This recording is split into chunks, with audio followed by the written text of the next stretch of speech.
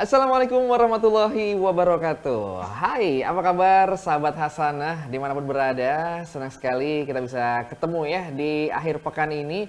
Ini merupakan pekan pertama di bulan yang baru, bulan Mei 2021. Dan insya Allah di starting bulan dengan kajian yang luar biasa ini, kita bisa menjalani hari-hari kedepannya dengan optimisme yang tentunya kita bisa ambil dari nilai-nilai kebaikan yang dihadirkan dalam kajian online kita hari ini. Nah, bersama saya Sabil Zaidan, alhamdulillah juga menyapa untuk semua sahabat Hasanah yang sudah bergabung di sini.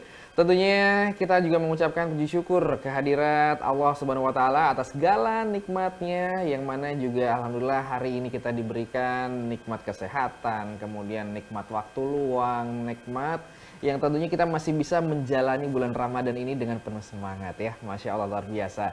Tak lupa juga salawat serta salam tercurahkan kepada Nabi Muhammad SAW. Harapannya dengan syafaatnya kita bisa berkumpul semuanya kelak di surga terbaiknya Allah Subhanahu Wa Taala. Masya Allah. Dan tentunya senang sekali lagi kami ucapkan bisa kembali menjumpai sahabat Hasanah. Tentunya kalau kemarin di beberapa pekan yang lalu sudah banyak sekali topik-topik menarik yang kita angkat, mulai dari celestial trainers, kemudian juga berbicara tentang competition celestial trainers, di mana juga kita menghadirkan kemarin ada Pak Robi. Nah, ini sebenarnya masih berkaitan juga nih sahabat ya. Kita berbicara tentang satanic finance. Nah, ini kalau mengusung dari visi menjadi celestial planner sendiri, lillah filah bilah, tidak bisa terlepas dari sistem perekonomian yang tentunya ini sudah berjalan dan dianut oleh sebagian besar negara-negara yang ada di dunia ini ya. Dan sistem ekonomi yang ada ini telah membawa kita kepada pertumbuhan ekonomi yang ternyata dipandang sebagai indikator kesejahteraan. Namun demikian, sistem juga ini ternyata juga menimbulkan gap ya, atau juga celah yang semakin besar antara si kaya dan si miskin. Nah, berbicara tentang satanic finance, ini sedikit pengantar saja dari saya, yaitu istilah yang mungkin baru terdengar atau juga baru kita, oh ternyata ada gitu ya. Padahal kalau bisa dibilang ini mereverse juga pada aktivitas finansial yang sudah berjalan ratusan tahun lalu dan telah memasuki sistem ekonomi yang berjalan hingga saat ini. Atau juga mungkin terhubung ya, berbicara tentang satanic finance gitu ya.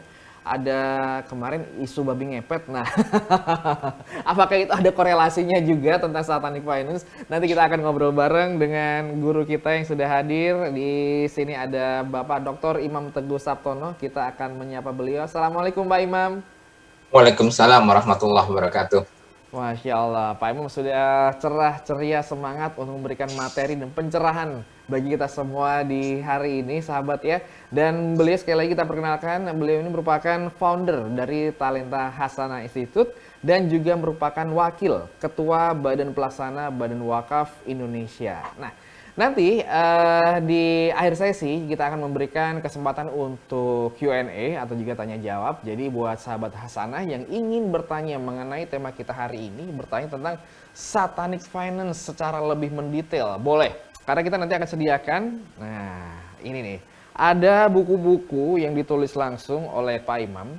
Ini ada 2 buku, yaitu yang berwarna hitam. Ini judulnya Mungkin Saya Radikal, Romantisme Spiritual Hijrahnya Seorang Bankir. Nah, yang putih ini, Tidak Yakin Saya Radikal, Setengah Abad di Atas Permukaan. Masya Allah, luar biasa. Yang ingin mendapatkan buku ini, selain membeli juga kesempatan pagi ini atau juga hari ini, bisa didapatkan. Insya Allah kalau beruntung, kita akan memilih 3 penanya yang berpartisipasi di sesi Q&A hari ini ya.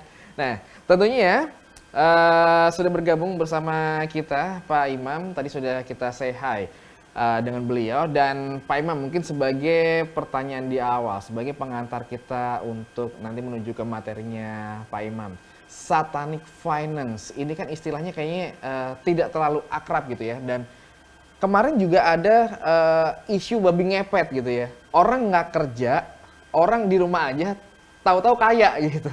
Nah, apakah ini ada hubungannya gitu Pak Imam tentang satanic finance? Mungkin bisa singkat sebelum nanti masuk ke materi. Tafadhol Pak Imam. Baik, Assalamualaikum warahmatullahi wabarakatuh. Ya, terima kasih Mas Sabil, ke teman-teman semua. sebenarnya satanic finance ini bukan hal yang baru karena pernah ditulis oleh Pak Riawan Amin, senior saya juga guru saya. Dan sejatinya kita kadang-kadang terlalu kaget pada saat disebut satanic finance.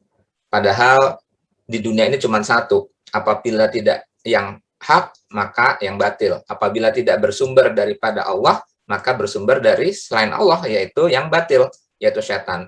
Jadi jangan kaget nanti kalau ke depan ada lagi yang namanya satanic runner, ada satanic cycling, satanic whatever itu. Tapi intinya adalah seluruh perbuatan yang tidak dilandaskan pada sumber yang hak, maka dia bersumber pada yang batil. Nah, adapun tadi bicara babi ngepet, kemudian apalagi tuyul dan seterusnya, itu boleh dikata adalah satanic finance mungkin yang level terendah ya. Seram iya, tapi level terendah. Yang level tinggi ini tidak terlihat seram karena kita akrab menggunakannya, gitu ya. Karena akrab dan terlihat modern, canggih, sophisticated, keren, profesional, maka dia tidak seseram apa yang kita lihat sebagaimana yang tadi, gitu ya. Nah, kalau kita bicara tuyul, babi ngepet, itu paling radius usahanya paling kalau tidak satu kampung ya lewat mungkin satu kecamatan. Tetapi kalau ini kita bicara tentang kekuatan-kekuatan global yang saat ini bekerja. Demikian. Masya Allah, luar biasa sekali ya, menjadi pengantar kita bahwasanya ternyata satanic finance ini kalau bisa disimpulkan ya, modusnya lebih mengglobal, lebih mendunia, dan levelnya lebih tinggi dibanding tadi babi ngepet, tuyul, atau ilmu segala macam yang kelihatannya seram gitu ya. Itu justru yang paling rendah. Nah, makanya sahabat Hasanah yang pengen mengetahui seperti apa sih satanic finance, kemudian ciri-cirinya, kemudian juga bagaimana cara kita mengantisipasinya agar kita tidak masuk ke ranah-ranah tersebut ya. Seperti tadi disampaikan juga oleh Pak Imam bahwasanya semua yang tidak berlandaskan dari hal-hal yang baik itu nanti bisa ada kemungkinan atau potensi untuk masuk ke ranah satanic finance ya. Nah, untuk itu langsung saja kita akan menyimak materi atau juga paparan dari Bapak Imam Teguh Sabtono. Silahkan untuk dicatat, silahkan untuk tanya nantinya di sesi tanya jawab. Dan untuk itu tafadhol kami mempersilahkan kepada Pak Imam untuk memberikan materinya. Silakan Pak Imam. Baik, terima kasih Mas Abil. Bismillahirrahmanirrahim. Rabbi shrah li sadri wa yassir li amri wahlul 'uqdatam min lisani yafqahu qawli ma ba'du. Auzubillahi minasyaitonirrajim. Bismillahirrahmanirrahim. Ya ayyuhallazina amanu ittaqullaha haqqa tuqatih wa la tamutunna illa wa antum muslimun. Kita langsung saja biar nanti ada waktu kita untuk tanya jawab, karena terus terang ini materinya cukup banyak dan memang hanya pengantar, karena biasanya kalau saya sampaikan pada saat kelas pendalaman ekonomi syariah ini sekitar 3 pertemuan, tapi ini kita lakukan dalam waktu 1,5 jam, jadi mungkin kulitnya saja. Mungkin bisa langsung di-share teman-teman sekalian. Jadi sekali lagi tadi saya katakan bahwa kita kadang-kadang suka kaget mendengar istilah misalkan satanic finance tadi. Padahal kita sehari-hari, sebagaimana hadis Rasulullah bahwa syaitan atau iblis itu hadir di setiap urusan manusia. Maka itulah pentingnya kita untuk terus-menerus memperbaiki niat, menyandarkan akidah, menyandarkan tauhid kepada senantiasa bersandar kepada yang hak, ya, kepada Rabbul Alamin. Karena kalau tidak, itulah waktu iblis, waktu setan itu masuk, ya. Bagaimanapun juga cerita membeli handphone itu bisa mulai dari yang bernilai bernilai baik, yang hak, sampai dengan yang batil. Jadi mungkin bisa saja gitu, buat yang ahli kuliner silakan ya buat sebuah perenungan ya, karena memang kita diminta untuk merenung. Karena kalau enggak, nanti sebagaimana dalam Al-Quran diberi mata tidak melihat, diberi telinga tidak mendengar, ya, itu silakan untuk merenung, insya Allah nanti akan ketemu tuh, ya, yang namanya satanic culinary, satanic cooking, gitu ya. Nah, sekarang kita bicara tentang finance. Next, lanjut. Nah, Bapak dan Ibu, ini kita mulai dulu dengan sebuah surat At-Taubah ayat 24 sebagai permenungan kita. Katakanlah jika bapak-bapak, anak-anak, saudara-saudara, istri-istri, kaum keluargamu, harta kekayaan yang kamu usahakan, perniagaan yang kamu khawatirkan kerugiannya. Berarti termasuk di situ jabatan kita, termasuk di situ adalah target bisnis kita, dan tempat tinggal yang kamu sukai adalah lebih kamu cintai dari Allah dan Rasul-Nya, dan dari berjihad di jalannya, maka tunggulah sampai Allah mendatangkan keputusannya, dan Allah tidak memberi petunjuk kepada orang-orang yang fasik. Bayangkan, pada saat posisi kita sudah mulai prefer, jadi kalau ditanya kira-kira bagaimana posisi kita di hadapan Allah, maka itu adalah seperti pertanyaan cermin, bagaimana kita memposisikan Allah dalam kehidupan kita sehari-hari. Nah, itulah jawaban sesungguhnya, bagaimana posisi kita di hadapan Allah. Nah, maka apabila kita sering mengesampingkan, maka demikian pula posisi sesungguhnya. Dan yang paling mengkhawatirkan adalah hilangnya petunjuk daripada Allah. Nah, pada saat hilangnya petunjuk daripada Allah dan kemudian kita hanya akan bertemu nanti pada saat hari Judgment Day, ya, hari penghitungan, hari hisab. Ini yang sangat kita khawatirkan. Jadi inilah yang sehari-hari perlu kita pikirkan. Kadang-kadang kita suka bilang, nggak apa-apa deh demi anak istri, demi makan anak dan istri. Apakah demikian? Memang demi makan anak dan istri. Sampai misalkan melanggar apa yang diperintah oleh Allah, melanggar prinsip, dan seterusnya. Jangan-jangan yang dimaksud alasan memberi makan anak dan istri, itu plus cicilan mobil, plus cicilan rumah, cicilan mobil pun juga mobil yang ketiga, rumah pun juga rumah yang kedua, itu menjadi dasar untuk kita kemudian mengatakan bahwa nggak apa-apa ya demi anak dan demi makannya anak dan istri. Rekan-rekan percayalah, sesungguhnya Allah sudah menjamin rezeki kita. Artinya, halal dan haramnya rezeki yang kita bawa itu tidak akan menambah jatah rezeki kita selama hidup di dunia. Ya, kalau misalkan kita kerjakan haram, itu sama sekali tidak menambah. Demikian juga berikutnya selain rezeki adalah umur. Jadi takut dan beraninya kita tidak berarti menambah atau memperpendek umur kita.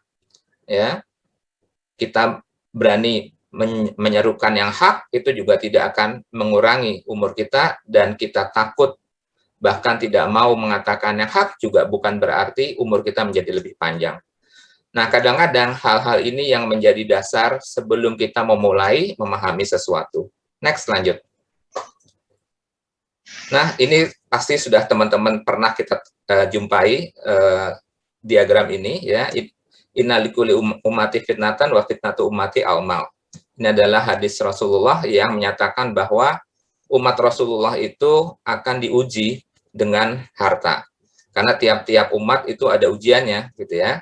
Kalau umatnya Nabi Musa itu ujiannya dengan adu sihir, umatnya Nabi Isa itu dengan adu menyembuhkan. Nah, pada saat bicara umatnya Nabi Muhammad ini biasanya adalah banyak-banyakan harta. Dan ini sudah di-stated, dan memang kenyataannya demikian, ya. Ini grafik yang sering berkali-kali saya sampaikan waktu yang Celestial Planner yang lalu, yaitu bagaimana pada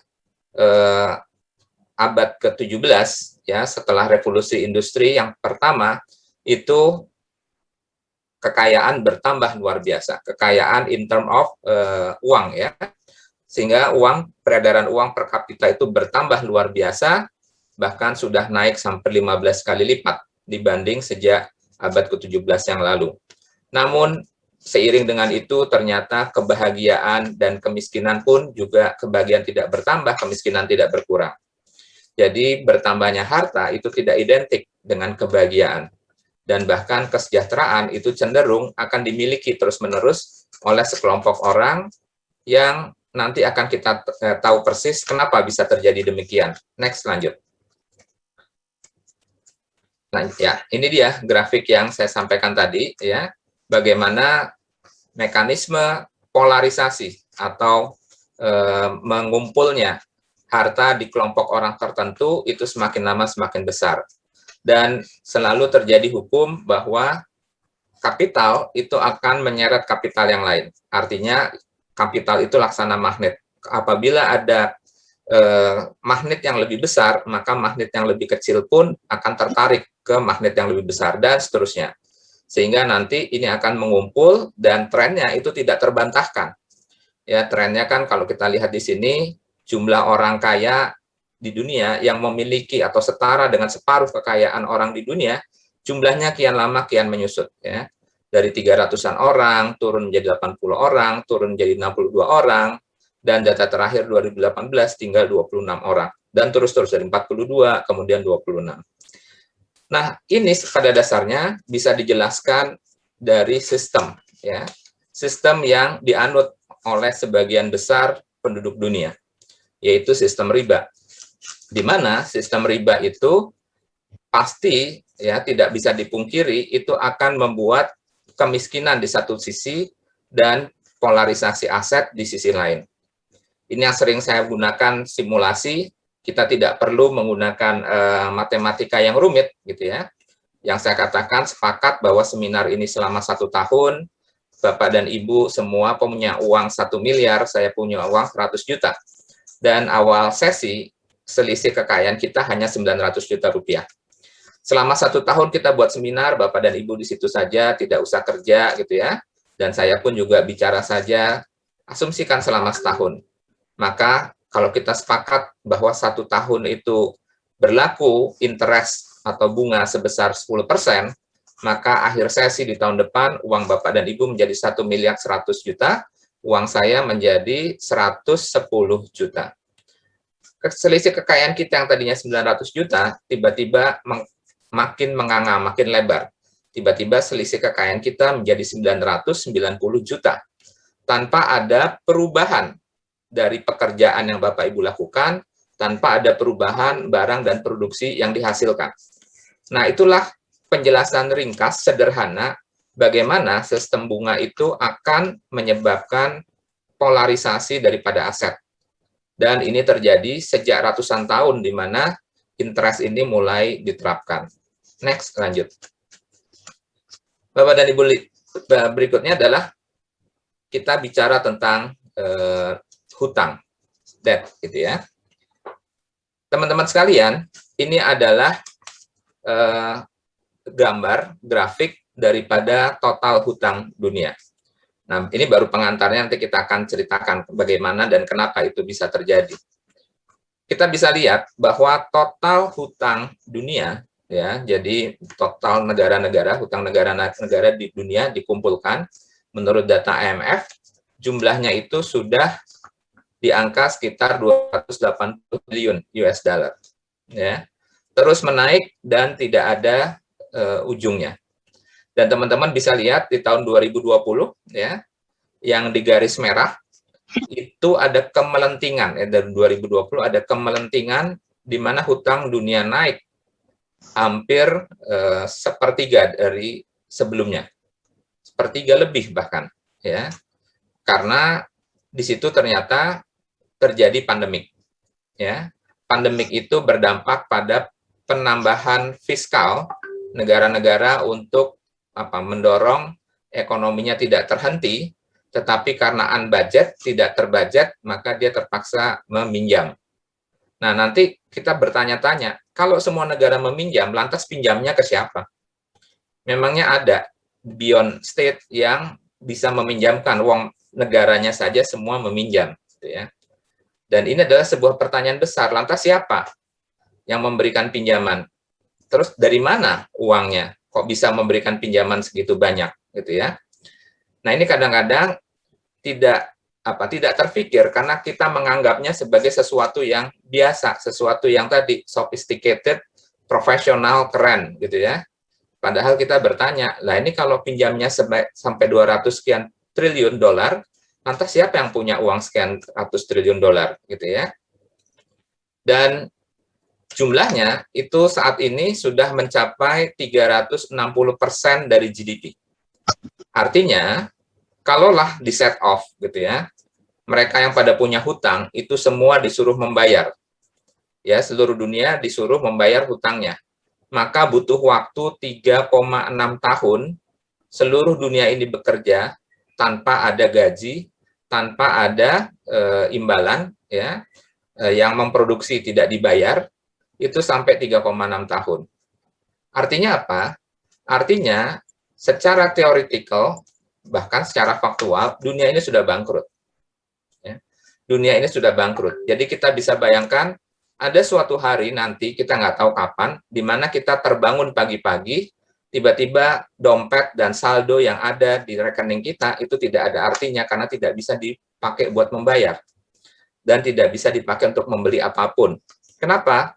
Karena sesungguhnya uang yang kita gunakan itu bisa dipakai, bisa kita kejar-kejar capek-capek dan seterusnya. Semuanya terjadi berdasarkan kesepakatan tanpa ada suatu underlying yang bisa menyatakan memang uang itu ada nilainya. Jadi adalah sebuah kesepakatan supaya tidak dianggap bodoh bersama-sama. Dan inilah sesungguhnya konsep daripada ekonomi yang sedang kita geluti sehari-hari. Next, lanjut. Bagaimana dengan Indonesia? Nah, ini dia, ya.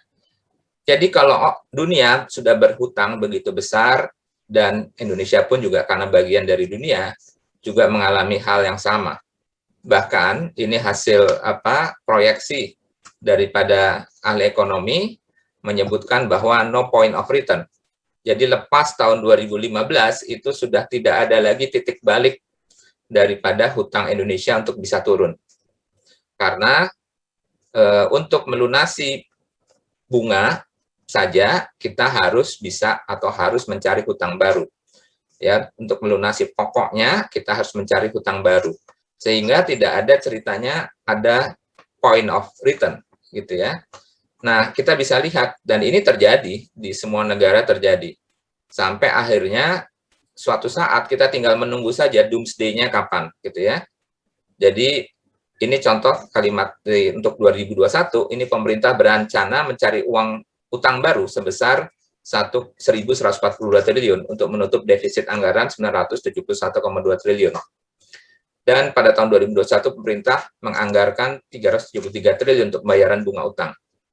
Jadi setiap tahun bunga hutang yang dibayarkan itu bahkan lebih besar daripada aset satu bank BTN, ya. Itu hanya dipakai untuk pembayaran bunganya saja. Dan trennya seperti ini yang teman-teman bisa lihat tadi. Oke, next, lanjut.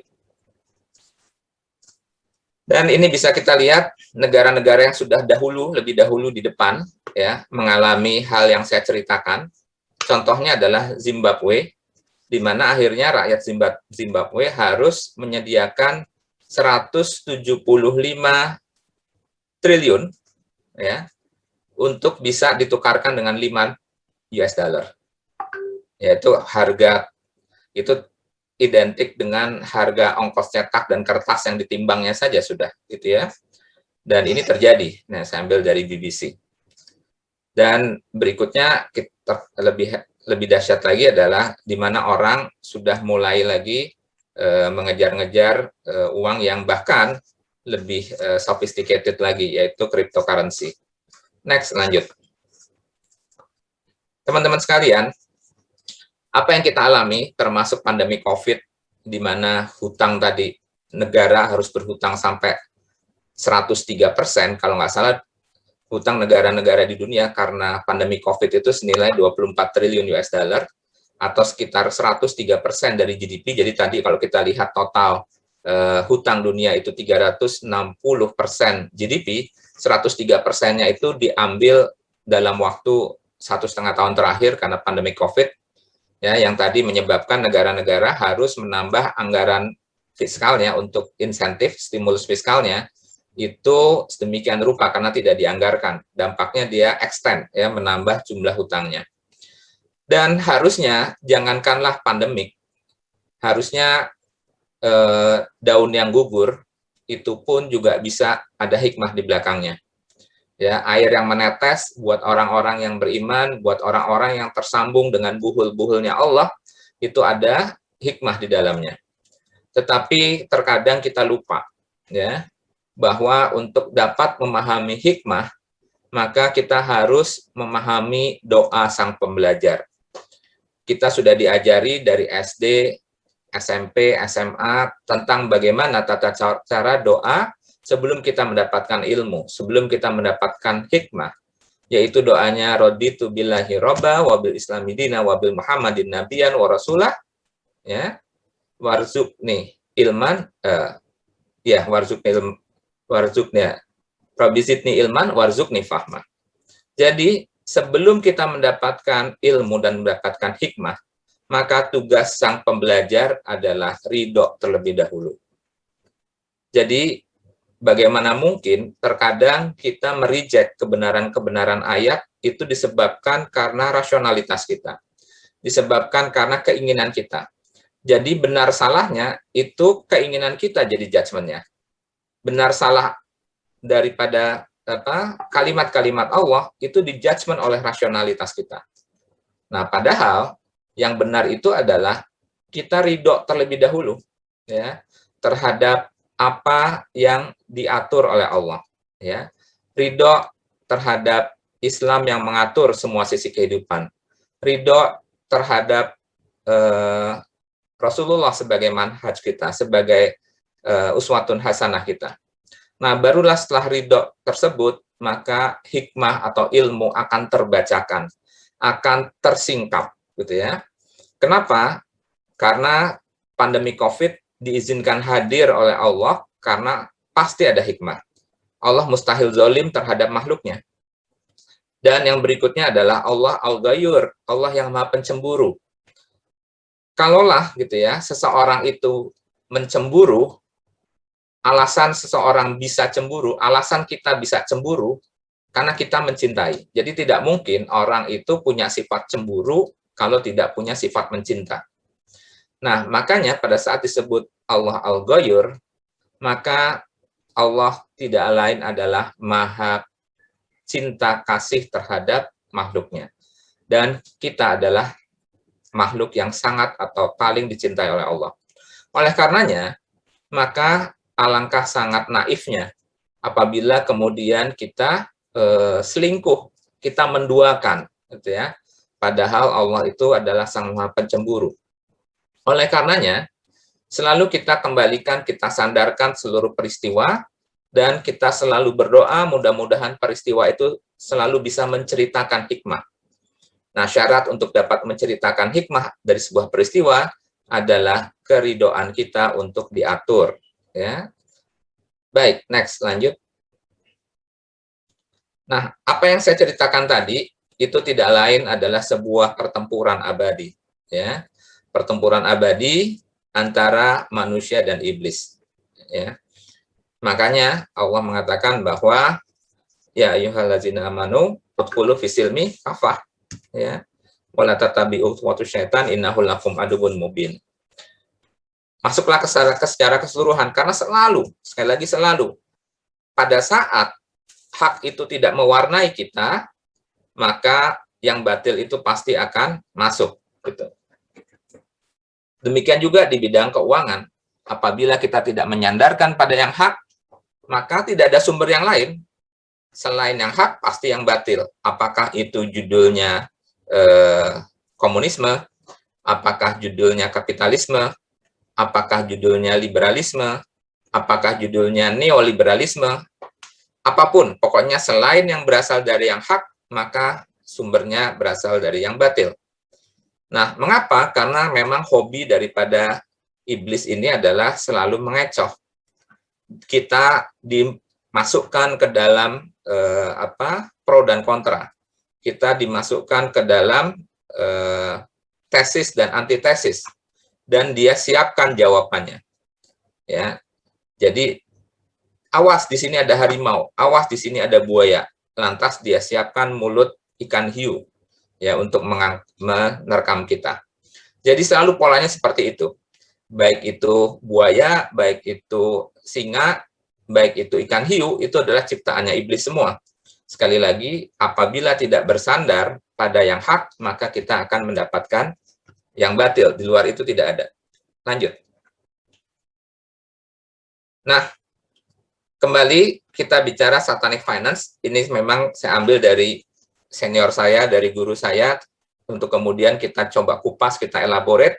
Ini dari Pak Riawan Amin, mengatakan bahwa satanic finance ini ada 3 pilar. Ya. Pertama, sistem bunga, kedua, fiat money, ketiga, fractional banking reserve. Gitu ya. Apa itu sistem bunga? Uang bertambah menurut fungsi dari waktu. Sebenarnya itu yang pokoknya. Meskipun nanti ada transaksi ini, ada riba fadl, ya, ada riba macam-macam, ada ada riba karena jual beli, ada riba karena hutang piutang. Tetapi kuncinya adalah pada saat uang itu bisa bertambah tanpa ada underlying-nya. Bahkan yang lebih hebat itu, yang sangat jelas riba adalah bertambah menurut fungsi daripada waktu. Uang didiamkan saja dalam 1 tahun itu harus bertambah 10%. Nggak ada barangnya, nggak mau tahu, pokoknya uang itu harus bertambah. Memang tujuan daripada iblis itu adalah memompa. Jadi tujuan daripada sistem yang kita bangun, yang bukan kita bangun, yang dibangun oleh iblis ini adalah memompa. Jadi apapun yang sifatnya memompa uang ke dalam sistem, itu pasti akan dia promosikan. Nah, kenapa uang yang dipompa dalam sistem itu harus banyak? Tujuannya adalah untuk mengentertain nafsu manusia. Ya. Jadi kenapa uang itu harus terus dipompa? Karena nafsu manusia itu tidak terbatas. Oleh karenanya, harus diciptakan alat yang bisa menjadi hamba daripada nafsu manusia tersebut, gitu ya. Dan alat yang menjadi hamba daripada nafsu manusia tersebut yang tidak terbatas, yang terus-menerus dijadikan senjata oleh iblis, ya tidak lain adalah uang. Dan dalam waktu yang bersamaan ditanamlah tadi ya pemikiran materialisme ya yang hedonisme ke dalam pikiran orang, dan dalam waktu yang bersamaan dia siapkan perangkat infrastruktur alatnya supaya bisa menjustifikasi bahwa hedonisme itu adalah sesuatu yang benar. Ya, teman-teman bisa bayangkan kalau misalkan ingin membeli Lamborghini berlapis emas gitu ya. Teman-teman sudah bisa bayangkan Lamborghini berlapis emas. Lamborghini aja belum tentu butuh, kecepatannya nggak bisa juga dipakai ke kantor gitu ya. Tetapi tetap saja ada orang yang pengen di Indonesia yang pengen punya Lamborghini berlapis emas. Nah, gimana caranya? Ya, harus ada pembenaran yang bisa menjustifikasi. Tidak lain adalah uang itu sendiri. Nah, kemudian yang berikutnya fiat money, uang dapat diciptakan dari ruang hampa, gitu ya, dan memisahkan antara uang dan kekayaan. Dan terakhir adalah fractional banking reserve. Itu mesin pompanya. Jadi kalau barangnya sudah ada, sudah bisa diciptakan, maka harus ada mesin pompanya. Nah, mesin pompanya itu adalah sistem perbankan itu sendiri. Next, lanjut. Baik, kita satu-satu masuk ya. Pertama, sistem riba. Sistem riba ini jelas-jelas dilarang oleh Allah, bahkan ada lebih dari 4 ayat. Maksudnya ada 4 tahapan ya. 4 tahapan. Ini begitu Islam adalah agama yang paling insaniah, gitu. Paling insaniah itu artinya paling manusiawi, ya, yang sangat bisa diterapkan. Bagaimana pada waktu itu riba sudah menjadi sebuah culture, sebuah budaya, maka turunnya ayat riba itu bertahap. Cuman kadang-kadang kita yang nggak tahu sejarahnya langsung lompat ke riba itu diharamkan dengan jumlah yang berlipat ganda. Jadi kalau nutup inflasi boleh. Nah, karena tadi ya, inilah pentingnya kita masuk ke kajian, ya, mengistirahatkan hati, ke majelis ilmu, karena sesungguhnya ayat-ayat yang dimaksud itu turunnya adalah sequence. Pertama, ayat yang turun pertama adalah Ar-Rum, ayat 39, di mana riba tidak secara eksplisit dilarang, namun dijelaskan hakikatnya tidak menambah harta, ya, kecuali zakat. Jadi tidak ada larangan riba. Nah, tetapi Allah sudah ingatkan, riba itu tidak bertambah loh sesungguhnya. Nah, kemudian, berapa tahun kemudian, diturunkan An-Nisa ayat 160-161. Sama, dalam ayat itu riba belum dilarang, tapi riba diidentikan dengan perbuatan buruk, khususnya perbuatan kaum Yahudi. Jadi riba itu sudah masuk kategori perbuatan buruk, tapi sama sekali tidak dilarang. Kemudian yang ketiga, riba diharamkan, tetapi riba yang mana yang diharamkan? Yang dikaitkan dengan jumlah yang berlipat ganda. Ali Imran 130. Nah, orang sudah mulai dilatih untuk pelan-pelan meninggalkan riba, dan berikutnya turunlah Al-Baqarah 275, 276, sampai 279. Bahkan, kalau kita ambil hadis Bukhari, maka surat Al-Baqarah inilah ya, yang bicara tentang riba inilah yang oleh hadis Bukhari justru disebutkan sebagai ayat yang turun terakhir. Ada perbedaan dengan para ulama yang mengatakan Al-Maidah ya, yang turun terakhir ya, Al-Maidah ayat 3 kalau nggak salah. Dan kalau ambil hadis Bukhari itu justru adalah ini yang melarang ya ayyuhallazina amanu ittaqullah wa zaru ma baqiya minar riba. Ya, dan kalau kamu masih juga, ya, maka biharbin minallah wa rasul. Maka Allah nyatakan perang bersama Rasulnya. Jadi demikian hebatnya larangan ini. Kenapa? Karena tadi riba itu secara sistematik. Jadi kalau kita bicara tuyul, gitu ya, kita bicara babi ngepet, itu yang dimiskinkan itu paling 1-2 keluarga. Itu juga yang dicuri. Biasanya kalau di film-film kan ini apa?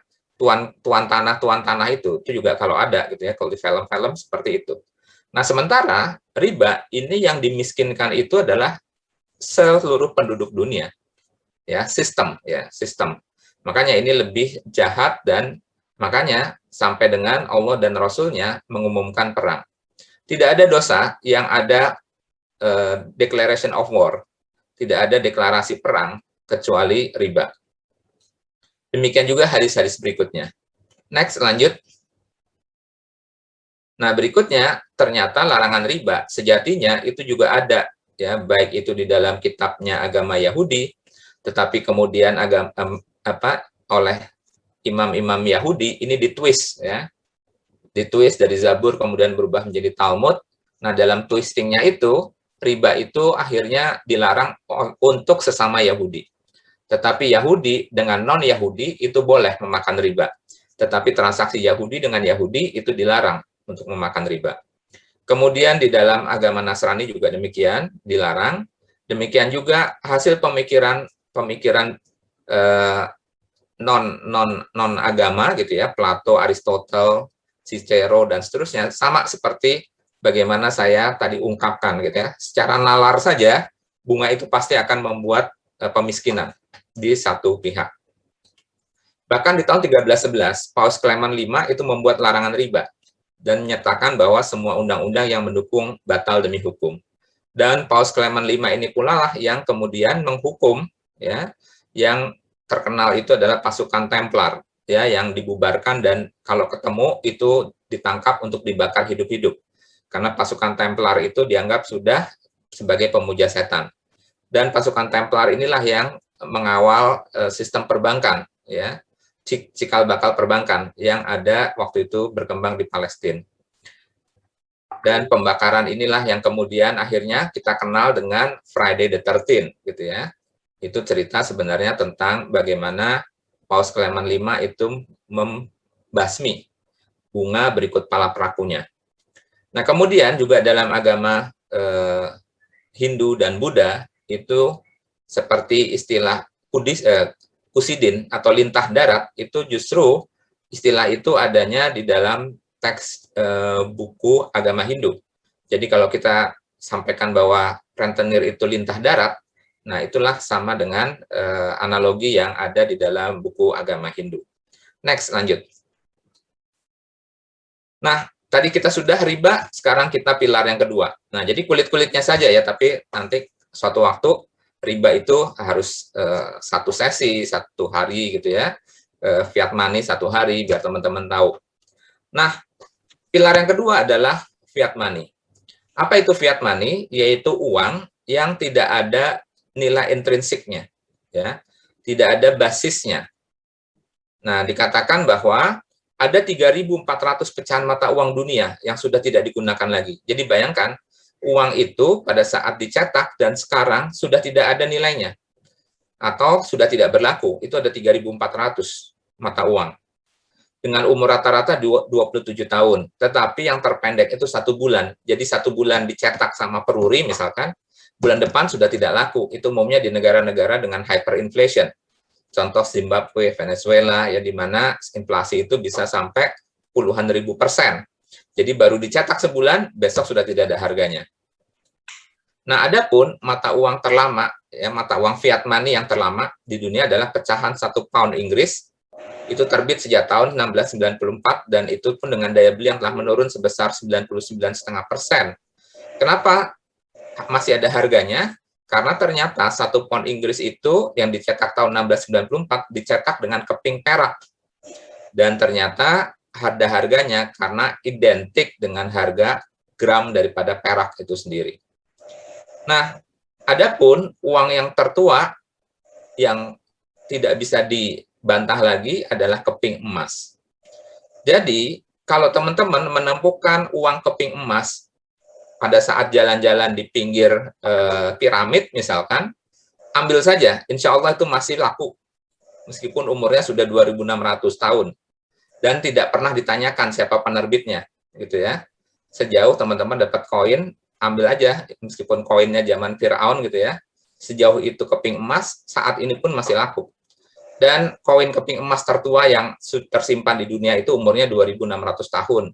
Jauh lebih tua dibandingkan tahun Masehi.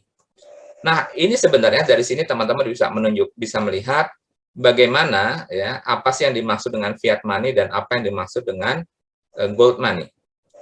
Nah, sementara baik dinar, dirham maupun mata uang di semua kitab-kitab suci selalu merujuk pada emas ataupun perak. Next, lanjut. Nah, ternyata pelepasan nilai uang terhadap emas itu pun juga belum lama, ya. Nah, dari sini sebenarnya teman-teman sudah bisa menjawab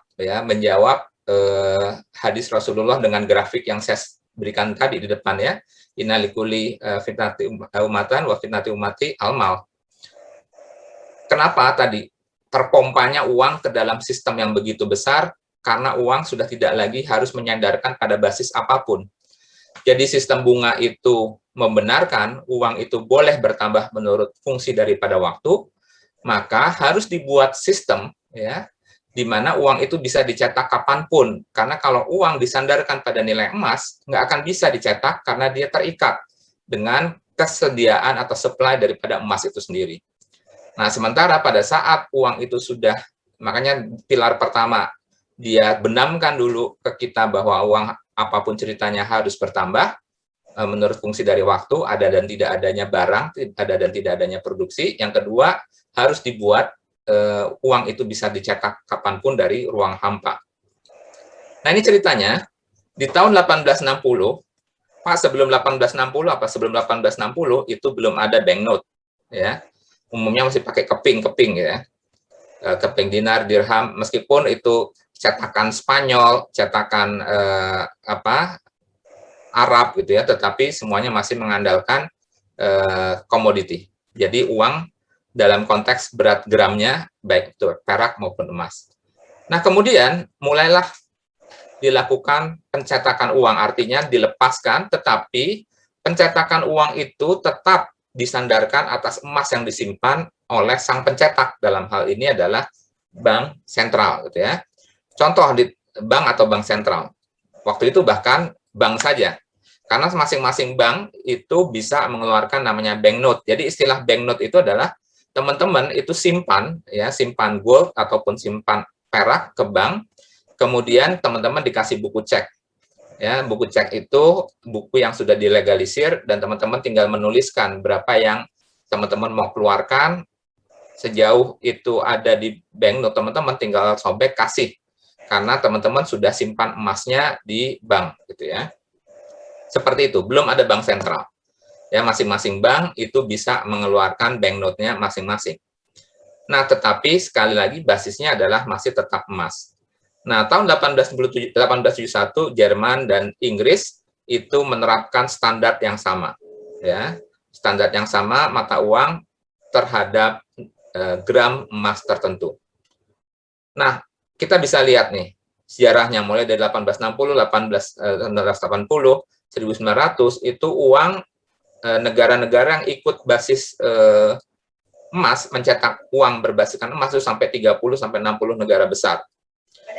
Di tahun 1914 ya, tahun 1914 itu Perang Dunia ke-1 menyebabkan negara-negara bangkrut. Kenapa bangkrut? Karena dia harus membeli persenjataan yang tidak terbudgetkan, ya, dengan cara menguras uangnya, menguras emasnya, sehingga uang yang diedarkan sudah tidak lagi disandarkan kepada emas, karena emasnya sudah dipakai buat beli senjata dan seterusnya.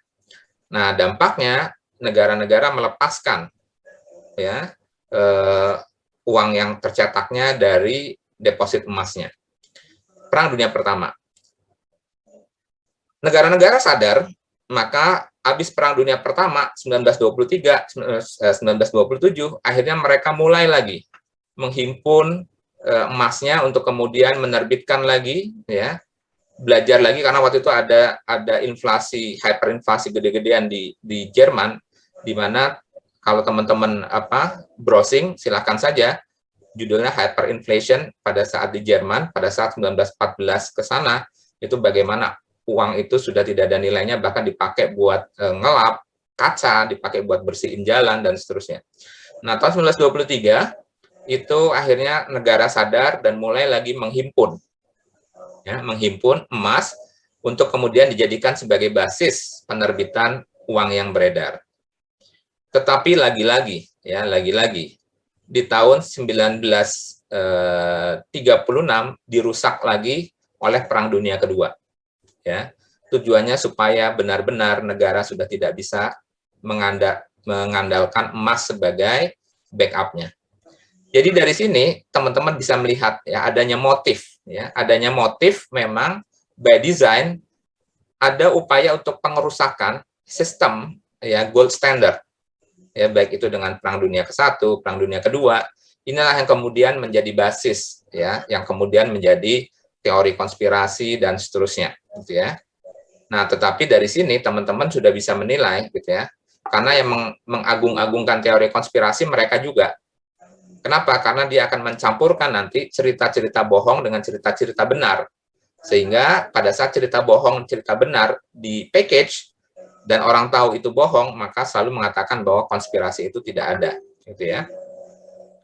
Nah, barulah kemudian Bretton Woods dan seterusnya, dan setelah Perang Dunia Kedua mulailah secara sistematik uang itu dilenyapkan kaitannya dengan emas standar sampai saat ini. Jadi tadi yang saya katakan, sesungguhnya uang yang kita pegang adalah ada harganya karena hanya ada kesepakatan. Next, lanjut. Baik, siapa monster yang menjalankannya? Yaitu Federal Reserve, ya. Federal Reserve itu berdiri dipicu oleh kepanikan pasar tahun 1907, ya, di mana pasar saham anjlok 50%. Jadi pada saat bursa itu anjlok, maka orang-orang itu kolaps, orang-orang itu kaget dan khawatir. Ini yang dikatakan yang namanya domino effect.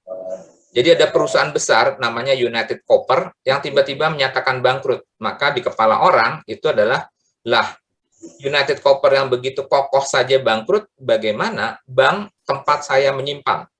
Jadi ingat, waktu itu belum ada bank sentral. Masing-masing bank boleh mengeluarkan banknote-nya sendiri-sendiri. Maka orang-orang panik, loh bagaimana dengan nasib uang saya? Maka terjadilah ras. Ras di mana? Di ribuan bank. Jadi waktu dulu Amerika ada ribuan bank, yaitu keluarga-keluarga Yahudi umumnya adalah sebagai bankers-bankers tadi. Nah, karena rakyat Amerika panik, maka terjadilah chaos, ya, chaos di mana bank itu diserbu, orang-orang menarik simpanan emasnya. Nah, karena chaos, maka berikutnya adalah kekhawatiran runtuhnya kekuasaan. Pas pemerintahan Amerika, sang penguasa, partai yang berkuasa takut kalau misalkan chaos ini menyebabkan legitimasi pemerintahannya hancur dan jatuh kekuasaan dan pemerintahannya. Dan nggak lama kemudian muncul yang namanya JP Morgan. Ya. JP Morgan ini berhimpun dengan beberapa keluarga-keluarga Yahudi sebagai perhimpunan bank. Dia deal dengan pemerintah Amerika. Wahai pemerintah, Anda tenang-tenang saja, ya. Intinya adalah, kalau toh nanti sampai ada bank yang diras dan tidak ada emasnya, saya akan cover, saya akan bail out. Saya dan bersama bank-bank besar ini akan bail out. Jadi Anda tenang saja. Nah, tetapi sekali lagi tidak ada makan siang yang gratis. Nah, kemudian dengan lihainya JP Morgan ini memberikan sebuah proposal. Tuh, Anda lihat sendiri kan, kalau bank tidak diatur dan dia masing-masing bisa mengeluarkan uang kertasnya masing-masing, pemerintah tidak bisa mengatur tentang suplai uang, jangan-jangan jumlah kertasnya itu lebih banyak dari emas yang disimpan. Lantas bagaimana? Ya sudah, tunjuk kami, saya dan beberapa bank ini, untuk kemudian mendirikan bank sentral.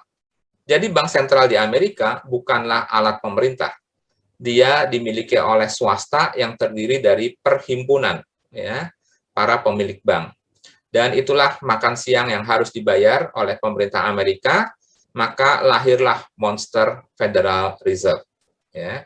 Dia diberikan monopoli untuk bisa mencetak uang dan melakukan pengedaran uang.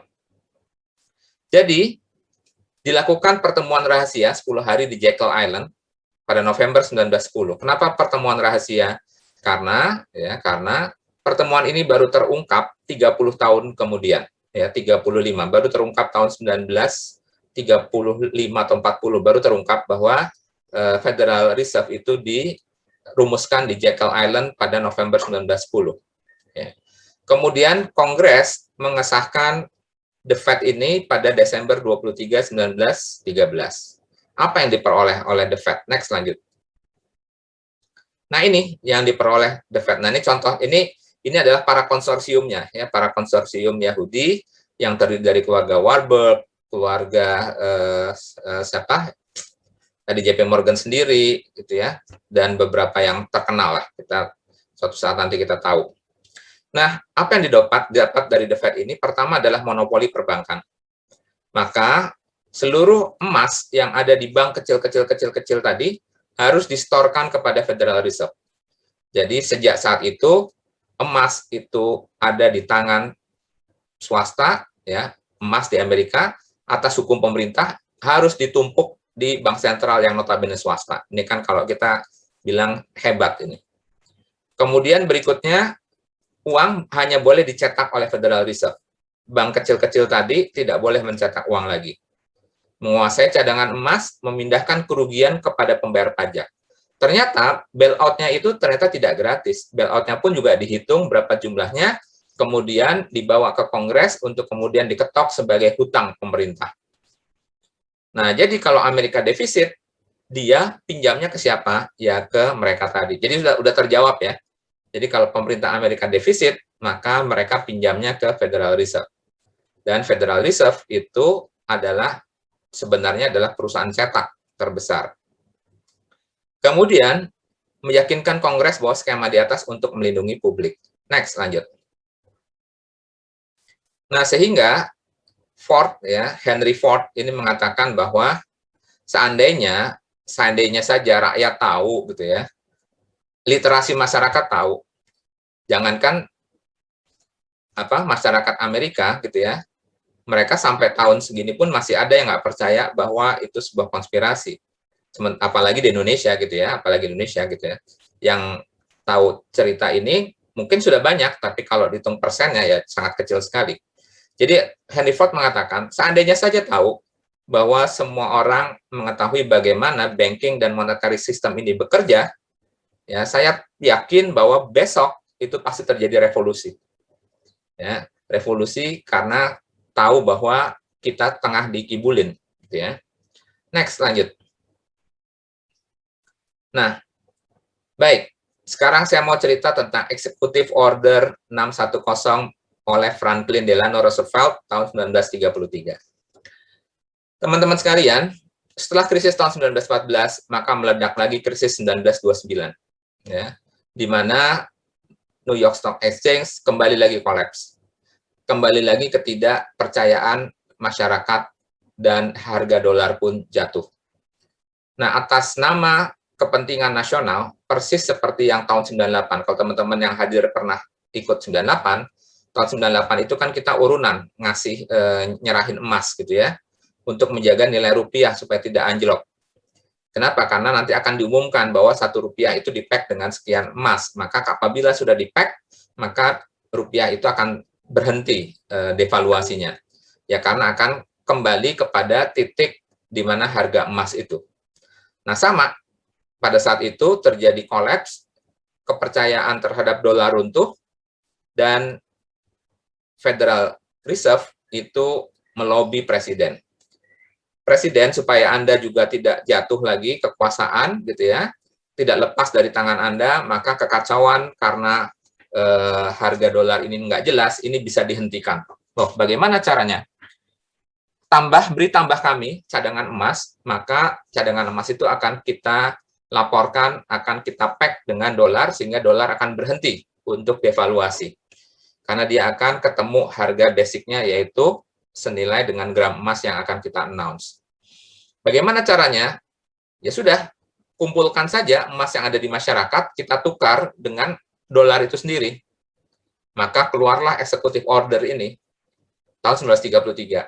Dan mulai saat itu, seluruh rakyat Amerika tidak boleh lagi memegang emas batangan. Dan kalau ketahuan memegang emas batangan, rakyat Amerika itu bisa dituntut 10 tahun penjara. Dan teman-teman tahu, baru tahun berapa itu diangkat larangan megang emas, baru tahun 1974. Itu pun tidak sengaja, bayangkan. Karena sudah begitu anggap lazim. Jadi pada saat itu, semua orang berbondong-bondong menyerahkan emasnya ke Federal Reserve untuk kemudian ditukar dengan istilahnya gold paper yang bisa ditukar dengan US dollar. Dan resmilah Amerika atau Federal Reserve itu sudah berhasil merampok cadangan emas bank-bank kecil-kecil, kemudian merampok emasnya seluruh rakyat Amerika. Ya. Belum lagi dia merampok emas di negara-negara lain dengan konsesi dan seterusnya. Nah, maka terhimpunlah emas luar biasa di Federal Reserve, ya, yang kemudian rakyat Amerika baru sadar tentang aturan ini tahun 1974 pada saat seorang komedian itu muncul di TV, entah kenapa kemudian dia bilang, apa dasarnya ya orang Amerika itu tidak boleh memiliki emas sambil menunjukkan emas batangan. Rakyat Amerika baru tersadar, oh iya, pada dasarnya kita tidak boleh menyimpan emas batangan. Sehingga peraturan yang executive order dari Franklin Delano Roosevelt itu baru diangkat tahun 1974. Next, lanjut. Mudah-mudahan nggak ngantuk ya. Oke, baik. Berikutnya adalah Bretton Woods. Nah, Amerika sudah berhasil merampok dari bank-bank, Federal Reserve merampok dari bank-bank kecil, kemudian merampok dari rakyatnya, kemudian baru dilakukanlah ini merampok yang lebih besar lagi. Bretton Woods, apa yang terjadi? Setelah Perang Dunia Kedua, maka terjadi bangkrutnya negara-negara Eropa dan negara-negara peserta perang, ya, peserta perang. Karena bangkrutnya negara-negara itu, maka rusaklah sistem moneter yang dibangun oleh masing-masing negara. Zaman dahulu, kalau kita pengen tahu berapa satu lira Itali, misalkan, dengan satu marknya Jerman, atau satu franknya Prancis, maka kita tinggal melihat berapa perbandingan gram. Karena pada saat itu selalu dikaitkan, misalkan, satu frank Prancis itu identik misalkan dengan 0, sekian gram. Sementara 1 lira 0,0 sekian gram emas. Maka frank ditukar lira, ketemulah nilai kursnya. Itu sebelum Perang Dunia Kedua. Dan sebelum perang, pokoknya selama kita pakai gold standard, ya kayak begitulah membuat kurs, gitu ya. Nah, pada saat habis Perang Dunia Kedua, negara-negara pada tekor, ya, habis-habisan uang pinjam sana dan sini karena belanja senjata yang tidak terbudget dan seterusnya, maka terjadilah kemandekan transaksi luar negeri. Di mana pada saat orang Itali ingin membeli anggur Prancis, ya, maka orang Itali tidak lagi bisa menggunakan liranya. Karena orang Prancis tidak percaya dengan liranya Itali. Mana mungkin, kamu kan kalah perang, pasti kamu tekor, jangan-jangan sudah tidak ada emasnya yang digandeng.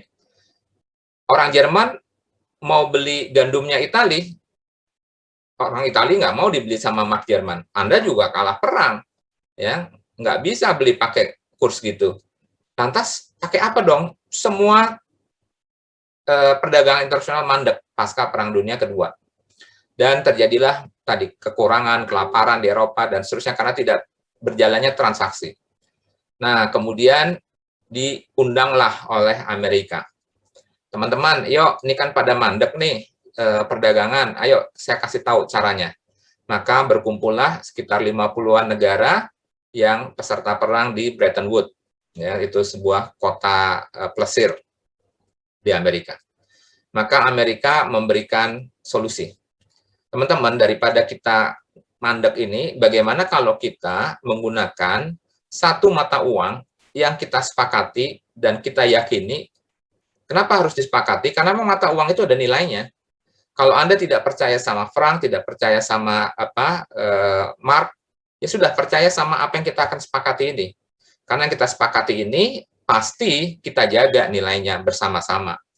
Dan berikutnya, biarlah yang lain itu bertukar dengan kami, ya bertukar dengan yang barang yang kita sepakati ini. Jadi kursnya itu bukan kurs mark terhadap Prancis, karena Anda saling mark Jerman dengan frank Prancis, karena Anda saling tidak percaya, gitu ya. Nah, tetapi mark ditukar kepada kami, maka si frank juga bisa bertukar. Jadi ada antaranya. Persis seperti kalau kita masuk ke Urban Kitchen, gitu ya. Urban Kitchen kan kita beli token, beli kartu, barulah kita bisa pakai. Nah, kurang lebih seperti itu. Pertama-tama Inggris yang ambil contoh. Oh, Pak, kalau gitu pakai pound sterling. Saya ini pemenang perang. Amerika senyum-senyum aja. Oke, kita coba ya hitung pound sterling. Coba Itali, berapa banyak kamu butuh transaksi luar negeri? Oh, sekian juta lira. Oke. Kemudian Perancis, berapa banyak kamu butuh transaksi untuk impor luar negeri? Sekian juta franc. Udah di jumlah. Coba Inggris, apakah kamu punya backup emas yang bisa menutup itu? Inggris akhirnya nyerah. Nggak punya, pound nggak punya. Nah, makanya saya bilang juga apa? Saya panggil ke sini itu adalah kita meresmikan dolar. Ya, kita meresmikan dolar sebagai alat tukar internasional.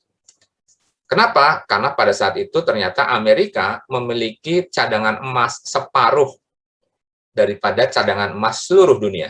Ya, separuh lebih. Dapat dari mana? Ya dari rakyatnya, dari bank kecil, dari jualan senjata. Nah, kapan nanti kita sesi ini dari jualan senjata, termasuk cerita Aceh Gate, itu Aceh kan sebenarnya Aceh Gate, seperti Iran Gate. Bagaimana mungkin tentara pejuang Indonesia yang sedang bertempur dengan sekutu, tiba-tiba Amerika menjual pesawatnya ke Indonesia. Ya, kenapa Amerika mau menjual pesawatnya ke Indonesia yang RI-001? Karena dibelinya pakai emas. Jadi jualan senjata itu adalah jualan emas pada saat Perang Dunia I dan II. Sehingga terhimpunlah emas cukup banyak di Amerika, bahkan menguasai separuh lebih cadangan emas dunia, dan mulai disitulah akhirnya diresmikan dolar sebagai satuan uang untuk global currency. Jadi, ya, dampaknya Amerika menjadi dominan dalam ekonomi dunia setelah agreement ini, dan dari agreement inilah cikal bakal lahirnya World Bank, IMF, dan WTO. Transaksi internasional wajib menggunakan dolar dan dilarang menggunakan emas. Akhirnya dolar menjadi komoditi. Semua negara butuh dolar, karena kalau nggak punya dolar nggak bisa transaksi luar negeri. Mau apapun negaranya, dolar tabungannya, gitu kan. Akhirnya dolar menjadi komoditi. Amerika jadi mesin cetak yang paling efektif di dunia. Dolar menjadi basis penyimpanan reserve negara-negara di seluruh dunia. Next, lanjut. Nah, kemudian, ini yang menarik, Executive Order 1110 oleh Kennedy, ya. John Fitzgerald Kennedy, tanggal 4 Juni tahun 63.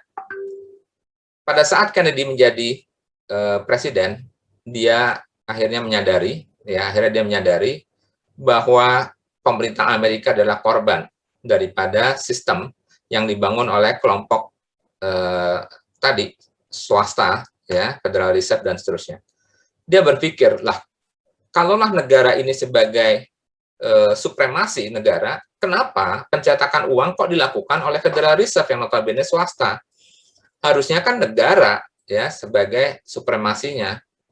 Maka dia mengeluarkan order, ya, bahwa apa ordernya?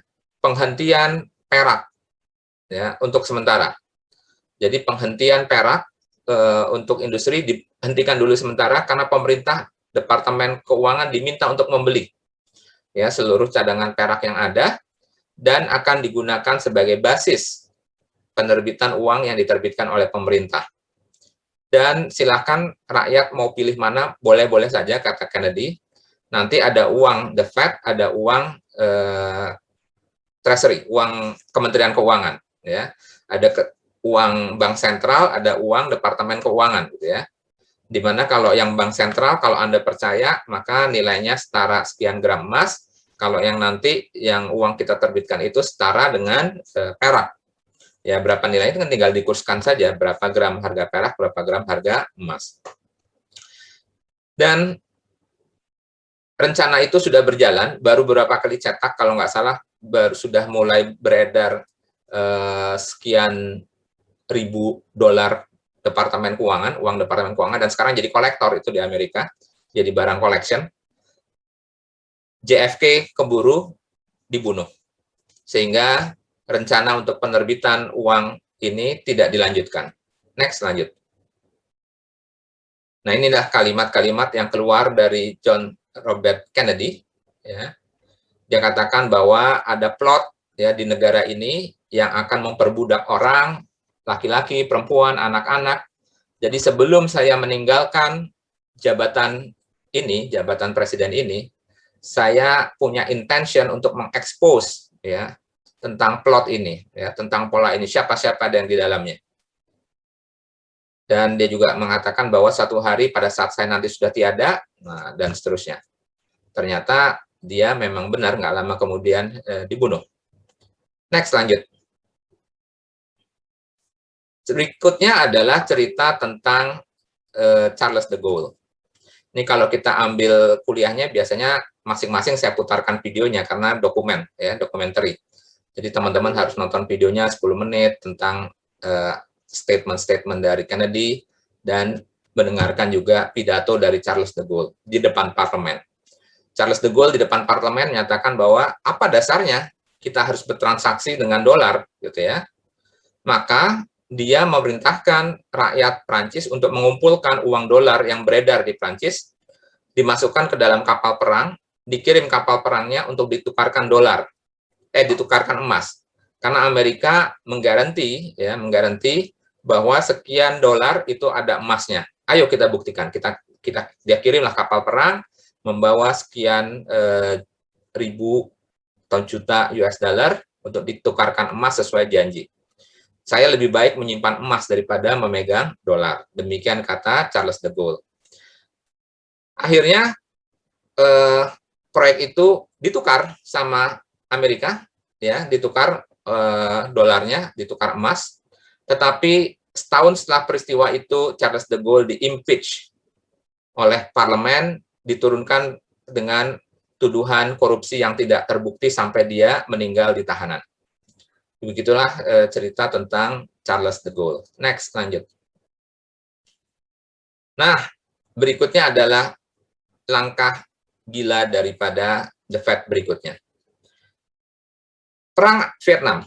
Ya, perang Vietnam. Berikutnya terjadi perang Vietnam, di mana terjadi propaganda luar biasa sehingga rakyat Amerika merasa perlu, ya, merasa perlu dan butuh untuk perang di Vietnam. Dan parlemen menyetujui pengiriman pasukan, pembelian senjata, dan seterusnya yang berdampak pada penambahan hutang. Jadi, Presiden Nixon mengatakan bahwa kita ini ancaman komunis sudah di depan mata, padahal nggak tahu depan matanya siapa, Vietnam di mana, Amerikanya di mana. Jadi Amerika ini adalah pasukan yang paling sering perang di luar negaranya. Jadi kalau jatuhin bom itu selalu di luar negaranya. Nah, maka rakyat Amerika itu sepakat, ya sudah, ini karena sudah ancaman kedaulatan Amerika, maka parlemen ketok palu, setuju kita defisit untuk membeli. Nah, pada saat defisit, dia umumkan lagi ke parlemen. Bapak dan Ibu, setelah anggaran kita setujui, ternyata tidak bisa dilaksanakan. Loh, kenapa nggak bisa dilaksanakan? Karena cadangan emas yang ada di The Fed itu tidak mencukupi untuk bisa membiayai pencetakan dolar. Oleh karenanya, kita umumkan saja ke dunia bahwa sejak tahun 1971, jadi dulu waktu yang Bretton Woods, kenapa orang mau pakai dolar? Karena dolar selalu di-peg dengan emas. Nah, dicabutnya tahun 1971, peristiwa Perang Vietnam. Ya, karena sudah tidak bisa mencukupi lagi untuk membiayai perang kita, ya sudah, kita umumkan saja kepada dunia bahwa sejak 15 Agustus 71 dolar tidak lagi di-pack dengan emas. Wah, rakyat seluruh dunia panik bukan kepalang. Ya. Kenapa? Karena tiba-tiba dolar sudah berubah menjadi kertas, gitu ya. Maka Nixon mengatakan percaya boleh, nggak percaya boleh. Nah, kenapa kemudian ternyata dolar masih ada nilainya? Karena semua negara sudah kadung, ya, sudah kadung menyimpan tabungannya di dalam dolar. Itu dia hebatnya, ya, kerennya. Keren, dia tahu kapan harus dicabut, kapan enggak. Setelah dalam jumlah tertentu, ya, yang sangat signifikan, itu setiap negara menyimpan dolar untuk tabungannya karena hanya bisa bertransaksi dengan dolar, barulah dolar dicabut dengan nilai emasnya. Berarti masing-masing negara itu menyimpan kertas. Nah, silakan Anda mau ngaku itu ada nilainya atau nggak ada nilainya. Maka buah si malakama buat banyak negara. Ngaku nggak ada nilainya, dibodoh-bodohin sama rakyatnya. Akhirnya ya sudah, akhirnya memang sepakat semua negara mengakui bahwa dolar tetap ada nilainya. Sampai sekarang. Dan itulah cerita bagaimana dolar itu sebenarnya sudah tidak ada underlying-nya. Next, lanjut. Nah, dampak dari pencabutan dolar terhadap cadangan emas, teman-teman bisa lihat ya, grafik bertambahnya dolar beredar setelah pasca pencabutan Nixon itu tadi. Dan berapa daya beli dolar saat ini? Maka digambarkan bahwa untuk mendapatkan daya beli sebesar 1 US dollar tahun 1775. Jadi 1175 itu 1 dolar bisa membeli sekian ya pound gandum.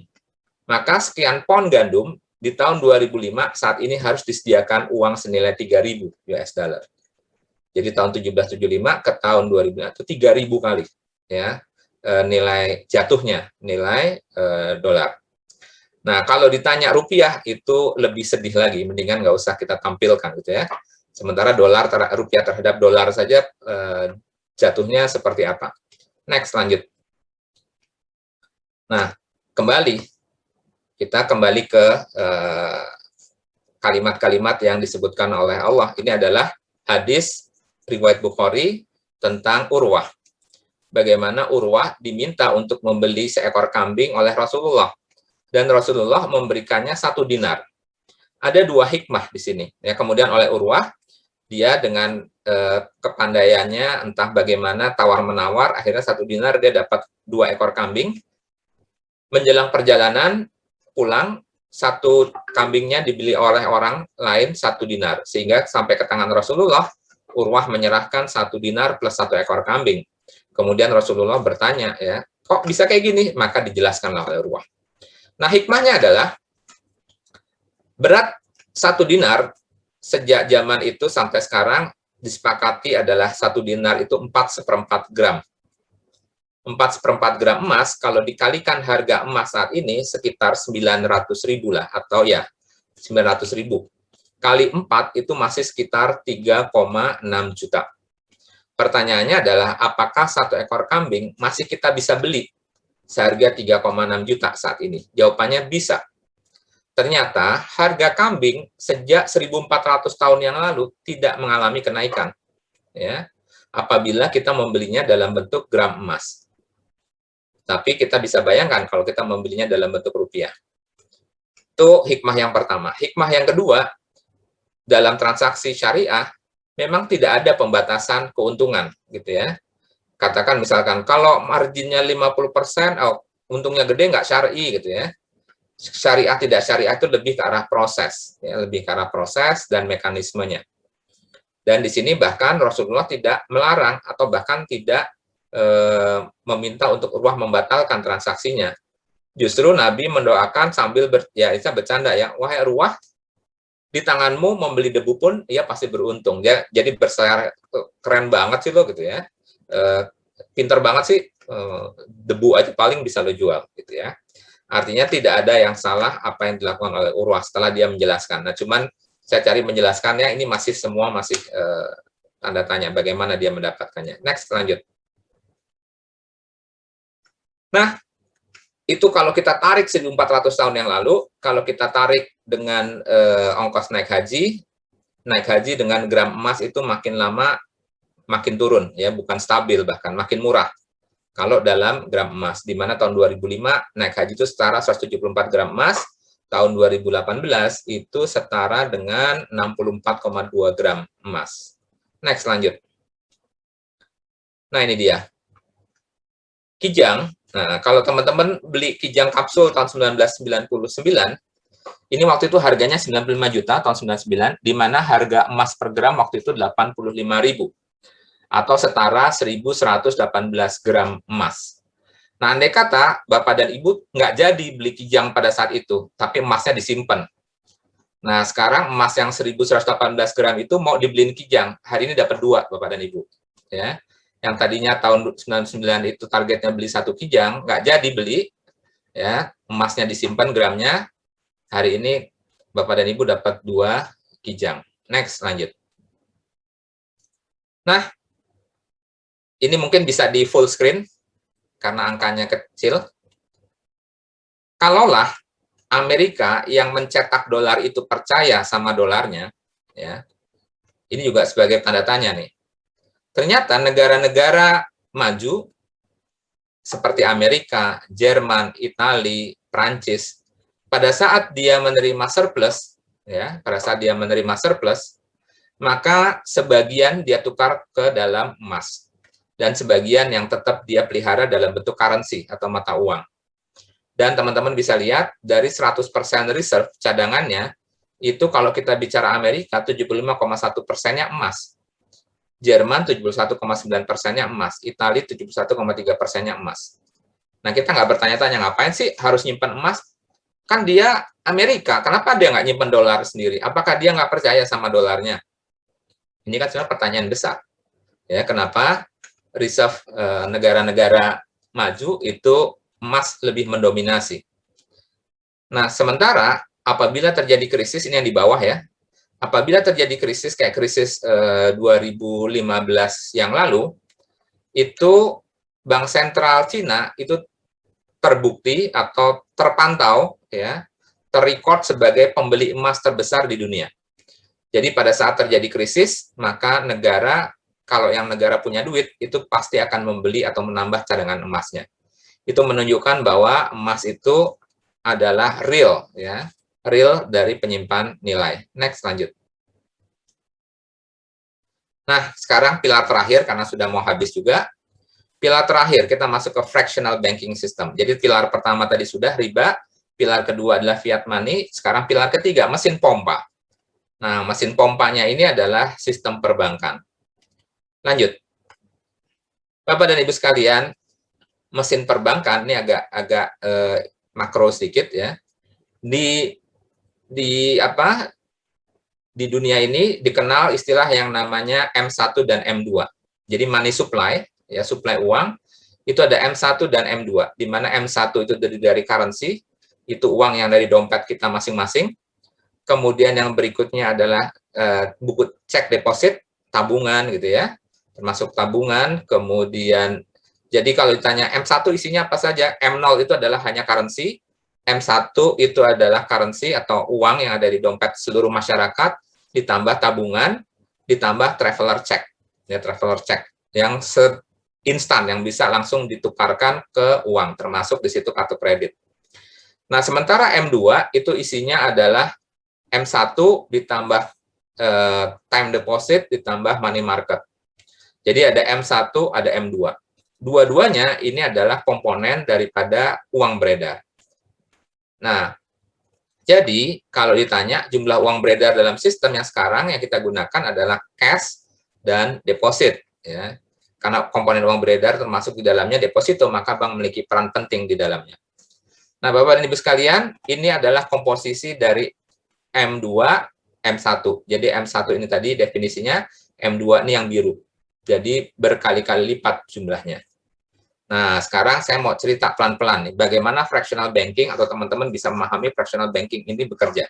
Next, lanjut. Nah, ini dia. Bapak dan Ibu sekalian, namanya juga fraksi, ya, fractional, fraksi, bagian. Jadi kalau ada orang ngasih 100, nyimpan uang di bank, maka bank bisa meminjamkannya 100 minus, ya. 100 minus giro wajib minimum. Misalkan giro wajib minimumnya itu adalah 10, maka yang bisa dipinjamkan 90. Ya. Jadi begitu dapat uang 100, dia langsung bisa menciptakan uang 90 kalau fraksionalnya adalah 10% atau giro wajib minimumnya 10%. Nah, misalkan ini saya ambil simulasi saja, Bapak dan Ibu, simulasi ya. Tadi sepakat bahwa uang beredar adalah M1 plus M2. Yang dimaksud uang beredar pada waktu tertentu bisa diuangkan, bisa dijadikan uang. Tetapi sudah dicatat sebagai uang beredar, yaitu M1, uang di currency, plus deposit. Nah, sekarang kita pelan-pelan ya. Ini agak rumit tapi sebenarnya sederhana. Baik, si A nyimpan uang 100 di bank A. Ingat, fractional banking system. Di mana 100, maka anggap giro wajib minimumnya 5%, maka dia bisa pinjamkan ke B ya, sebanyak 95. Kemudian uang yang 95 itu oleh B disimpan lagi ke bank. Bisa ke bank A, bisa ke bank B, nggak ada masalah. Ya. Simpan lagi ke bank 95, maka bank bisa meminjamkannya lagi 90,25. 90,25-nya lagi disimpan lagi ke bank C dan seterusnya. Asumsinya adalah baik A, B, siapapun yang terlibat, dia tidak berproduksi, ya, dia tidak ngapa-ngapain, cuma mindahin uang aja, ya. Jadi ayo Pak Imam taruh 100 juta, nanti dari sini saya bisa pinjam 95 juta karena GWM-nya 5. Kemudian yang 90 juta taruh lagi di bank lagi, saya pinjam lagi 90,25. Saya taruh lagi terus saja tanpa saya kerja. Saya cuman kerjaannya adalah buka tabungan, pinjam, buka tabungan, pinjam, buka tabungan, pinjam. Maka di dalam sistem akan tercipta uang tanpa ada barang yang berproduksi. Kenapa bisa? Karena inilah konsep daripada bank konvensional. Dia tidak perlu ada underlying activity-nya. Ya. Kasarnya gini, ya, uang itu kan dipakai untuk mengentertain nafsu, makanya harus bisa, ya, harus bisa tidak ada underlying-nya. Karena kalau sudah ada underlying-nya, maka nafsu tidak bisa terentertain. Kalaulah saja saya orang kaya, bank tahu tabungan saya banyak, deposito saya banyak, gitu ya. Artinya saya naruh 100 miliar, saya mau pinjam 100 juta. Pinjam dong 100 juta, insya Allah bank kasih. Ya. Mau buat apa, Pak? Saya iseng aja bilang, berapa sih cicilannya? Segini, Pak. Oh, ya sudah, nggak ada masalah. Cicilannya misalkan cuman 10 juta. Bapak itu punya tabungan 100 miliar. Cincai lah, nggak usah merem lah, emang nggak usah analisa lah. Ya Pak, setuju Pak. Ngomong-ngomong mau buat apa sih Pak? Mau buat beli awan. Iya, mau buat beli awan. Emang nggak boleh ya? Ya janganlah Pak, jangan beli awan lah. Kita mobil aja, mobil ya, kita tulis mobil ya. Iyalah, atur aja lah, mau beli, terus aja mobil. Orang gua mau beli awan, ya nggak apa-apa lah.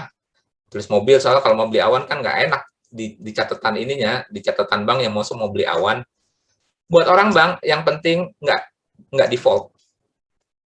Maka yang dia kerjakan itu sesungguhnya mencetak uang. Nah, berapa banyak sistem itu bekerja seperti layaknya ini?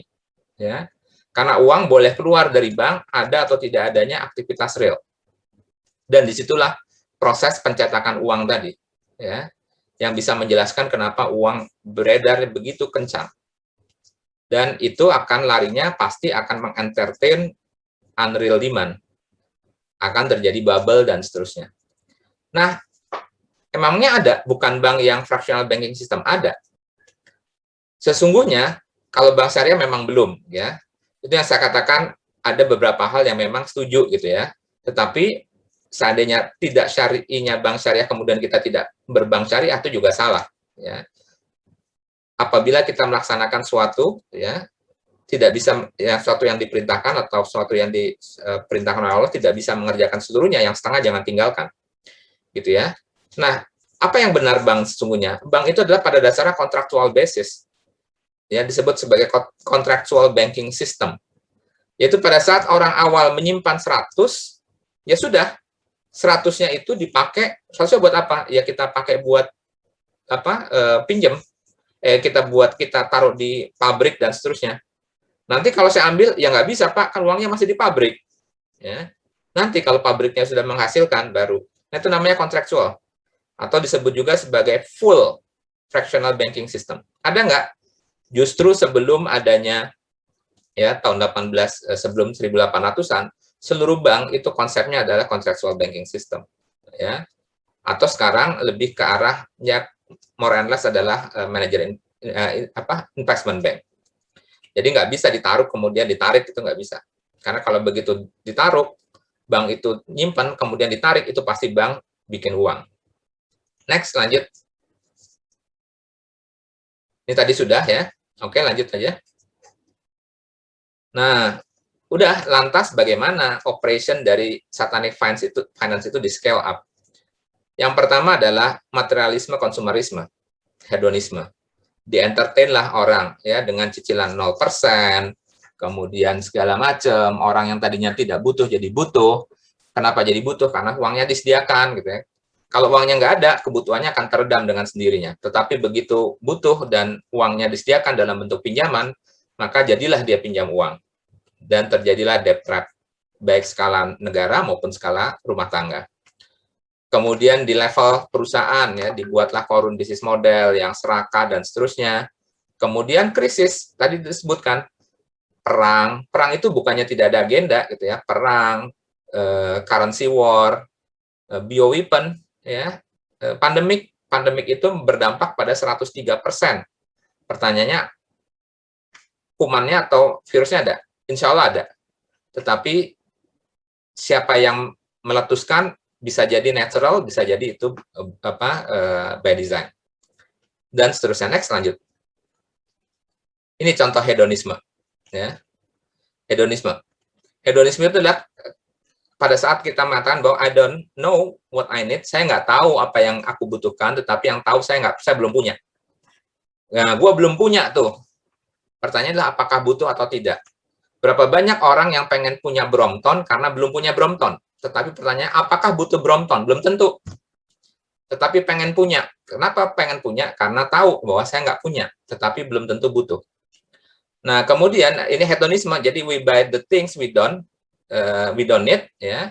With money we don't have to impress people yang we don't like, yang belum tentu kita senangi. Cuman pengen tunjukin bahwa kita juga punya. Next, lanjut. Nah, ini dia teman-teman sekalian. Benar nggak perang itu gratis? Nah, kalau teman-teman bisa lihat Perang Dunia I, Perang Dunia Kedua, Perang Korea itu menciptakan demand daripada uang, ya, menciptakan need yang sebelumnya tidak unnecessary need, 4,69 triliun US dollar itu Perang Korea dan seterusnya, dan itu pastinya akan berdampak pada defisit. Nah, defisit itu pasti akan berujung dengan pinjaman dan sudah siap, ya, money lender-nya sudah siap. Next, lanjut. Nah, kalau ditanya, lantas siapa playernya? Teman-teman sekalian, boleh jadi seperti layaknya Kennedy, pemerintahan Amerika pun juga victim, korban, gitu ya. Pemerintahan itu juga bisa jadi korban daripada permainan ini. Jadi bukan negaranya, ya. Yang saya sebut tadi negara Amerika itu belum tentu representing Amerika, tetapi kelompok tertentu yang ada yang kebetulan menggunakan Amerika sebagai alatnya, toolsnya. Siapa dia? Ya, di luar yang hak, berarti batil. Siapa pencetusnya, siapa pemimpinnya? Ya pasti iblis. Dan jangan tanya iblis negaranya mana, nggak ada. Ya, dia nggak punya paspor, dia beyond state. Ya. Jadi state itu adalah tools-nya. Dan kalau teman-teman bisa lihat, apakah iya negara-negara itu sekarang adalah representing daripada ekonomi? Income-nya Walmart itu lebih besar daripada GDP-nya Thailand. Sinopec itu lebih besar dari GDP-nya Irlandia. Jadi kalau kita bilang top 75 economy in the world, maka kita akan ketemu ya para kapitalis-kapitalis yang memiliki revenue perusahaannya lebih besar daripada daripada GDP-nya negara-negara tertentu. Next, lanjut. Nah, tadi intinya adalah penutup di dalam Islam itu harus ada keterkaitan antara real sektor, finansial sektor, dan sosial sektor. Dia nggak boleh terputus. Ini yang menyebabkan, jadi kalau real sektor bekerja, barulah menghasilkan uang. Uang ada, bayar ziswafnya. Ziswaf ada, baru beli lagi konsumsi untuk dalam konteks kemaslahatan. Real sektor bekerja terus seperti itu. Dan kalau teman-teman lihat, inilah lawan daripada sektor ekonomi Islam. Ini economic bubble. Jadi kalau ditanya berapa barang real yang terjadi transaksi saat ini adalah senilai 63 triliun US dollar.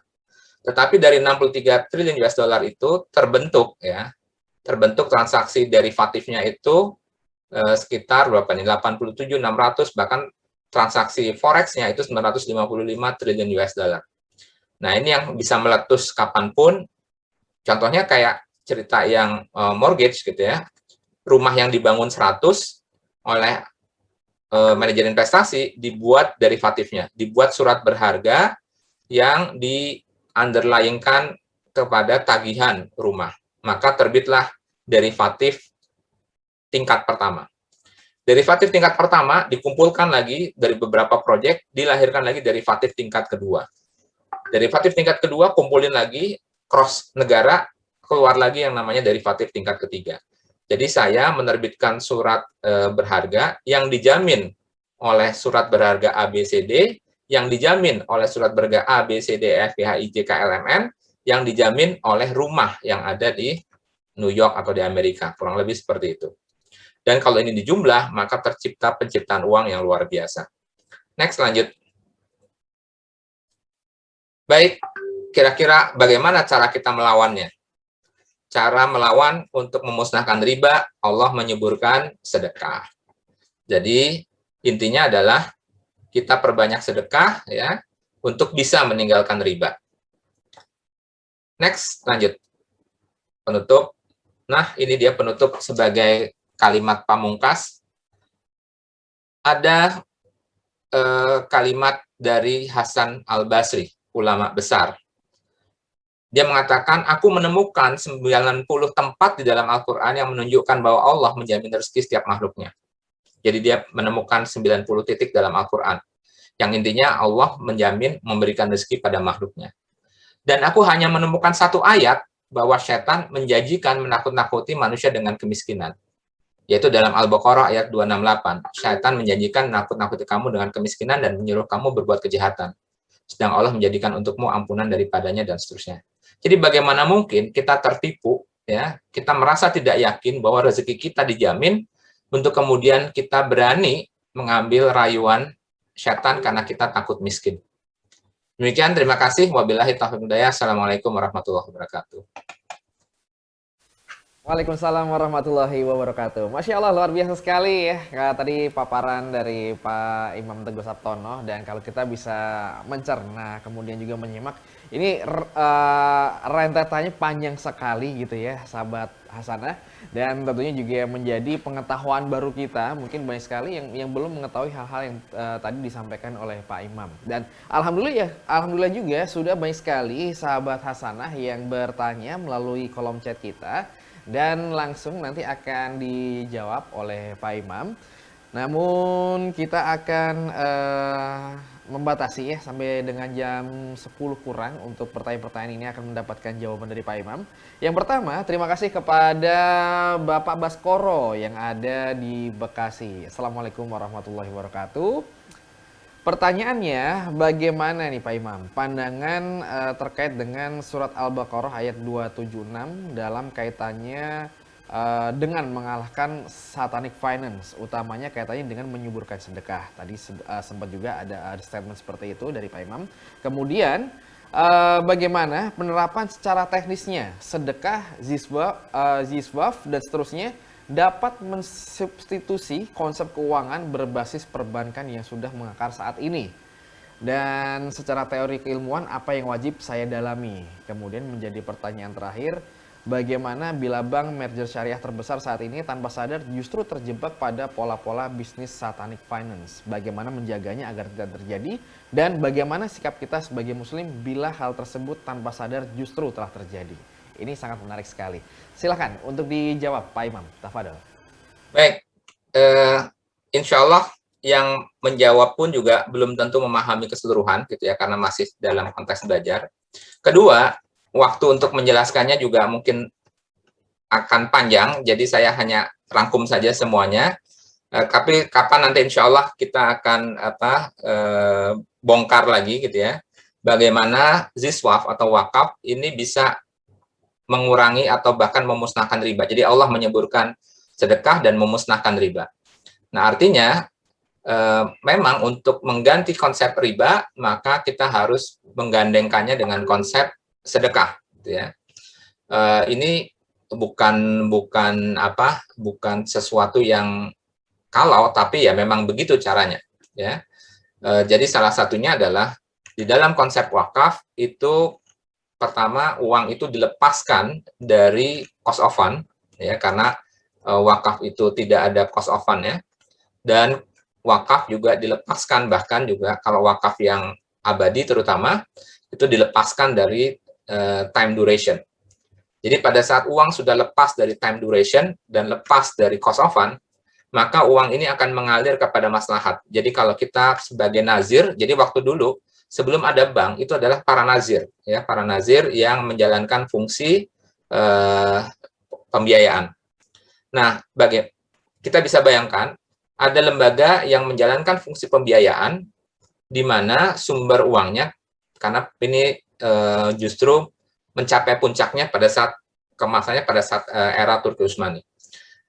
Bagaimana sebuah lembaga yang sumber uangnya itu bersumberkan dari uang yang tidak memiliki cost of fund dan tidak memiliki time maturity. Dan memang sejak dari awal nazir itu melihat mana yang harus dibiayai itu berdasarkan maslahat. Sekali lagi, maslahat itu parameternya bukan bunga dan jatuh tempo, tetapi parameternya adalah hifzuddin, hifzul mal, hifzul nasab, akal, gitu ya. Ada 5. Nah, maka uang akan mengalir ke maslahat yang tertinggi. Dan tugas daripada nazir itu pada dasarnya hanya menjaga pokoknya saja, ya, menjaga pokok wakafnya. Nah, adapun manfaatnya, namanya juga manfaat. Manfaat itu bisa diterima dalam bentuk misalkan yang pinjaman yang panjang, pinjaman yang tidak ada bunganya bahkan, atau kalau ada bunganya juga tidak memberatkan. Jadi saya ambil contoh misalkan, kenapa nelayan ada sektor-sektor yang under investment dalam sistem perbankan? Karena misalkan nelayan itu tidak bisa accept 13%. Mungkin kalau 10% dia bisa. Dan misalkan sang nelayan juga nggak bisa kalau suruh nyicil rumah cuman batasnya 10 tahun. Tetapi kalau 15 tahun bisa, kalau 20 tahun bisa. Nah, kalau itu sumbernya wakaf, ya malah tadi, pada saat kita mau meminjamkan nelayan, memang diukur itu adalah maslahatnya. Kalau saja saya tidak pinjamkan nelayan, maka dia akan menjadi makin nasabnya atau anak cucunya nggak punya rumah, kemudian hidupnya terlantar, agamanya tergadaikan. Nah, itu yang jadi parameternya. Nah, sejauh dia bisa menjaga pokoknya, ya sudah, memang itulah fungsi nazir. Nah, ini contoh ya, salah satu. Belum lagi kita bicara zakat dan seterusnya. Nah, jadi memang pelan-pelan dalam waktu yang sama di sisi wakaf kita buka Pandoranya, kita buka literasinya. Nah, kemudian berikutnya sekaligus tadi bagaimana bank terjebak dalam riba dan seterusnya. Termasuk ada yang menyatakan apakah ada bank yang benar-benar syariah dan seterusnya. Jadi pada dasarnya semua bank syariah pasti syariah, gitu ya, pasti syariah. Karena dia menyandarkannya pada hukum-hukum syariat. Nah, tetapi untuk pada saat jalannya, ya jalannya namanya komponen bank itu kan ada syariatnya, ada manajemennya, ada strategi menjalankannya. Nah, kalau pedomannya insya Allah gitu ya, karena semuanya sudah disandarkan pada Al-Quran dan hadis. Nah, barulah kita bicara tentang menjalankannya. Nah, menjalankan di situ ada faktor orang, ya, faktor manusia dan seterusnya. Nah, oleh karenanya saya mengatakan bahwa tadi toh juga dalam prinsipnya demikian. Apabila kita tidak bisa mengerjakan yang seluruhnya, maka yang setengahnya jangan ditinggalkan. Artinya bank syariah itu adalah perjalanan, journey. Saya selalu mengatakan bahwa ibarat saat ini kita sama-sama tahu market share-nya pun juga hanya 6%, sementara yang konvensional 94%. Artinya kita masih dalam fase kayak misalkan kita mendidik anak-anak PAUD gitu ya. Daripada dia lari-lari di jalanan, ngejar layangan dan seterusnya, bahaya ketabrak mobil, maka kita undang dia masuk ke dalam PAUD yang sudah kita siapkan halamannya, ada pagarnya, bisa kita awasi gitu ya. Ayo masuk.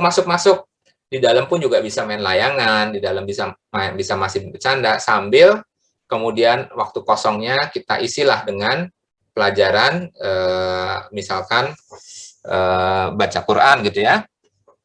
Nah, masih dalam tahap awal gitu ya, masih dalam tahap awal, tiba-tiba datang mahasiswa jurusan ilmu Quran gitu ya, datang ke PAUD tersebut.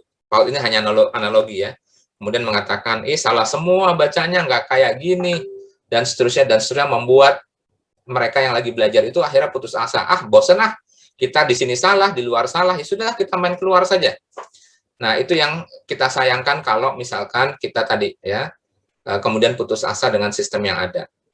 Nah, jadi ada dua hal. Pertama, gitu ya, buat teman-teman yang tadi ilmunya sudah tinggi, ya ajak pelan-pelan, tapi jangan kemudian membuat frustrasi pada mereka yang baru saja mengenal syariah. Kemudian buat pengelola bank, ingat bahwa ini kita adalah sebuah journey. Artinya nasabah, customer kita selesai SD harus dinaikkan kelasnya menjadi SMP, harus dinaikkan kelasnya menjadi SMA gitu ya. Yang menjadi salah itu kalau kita selalu mengatakan bahwa SD saja cukup.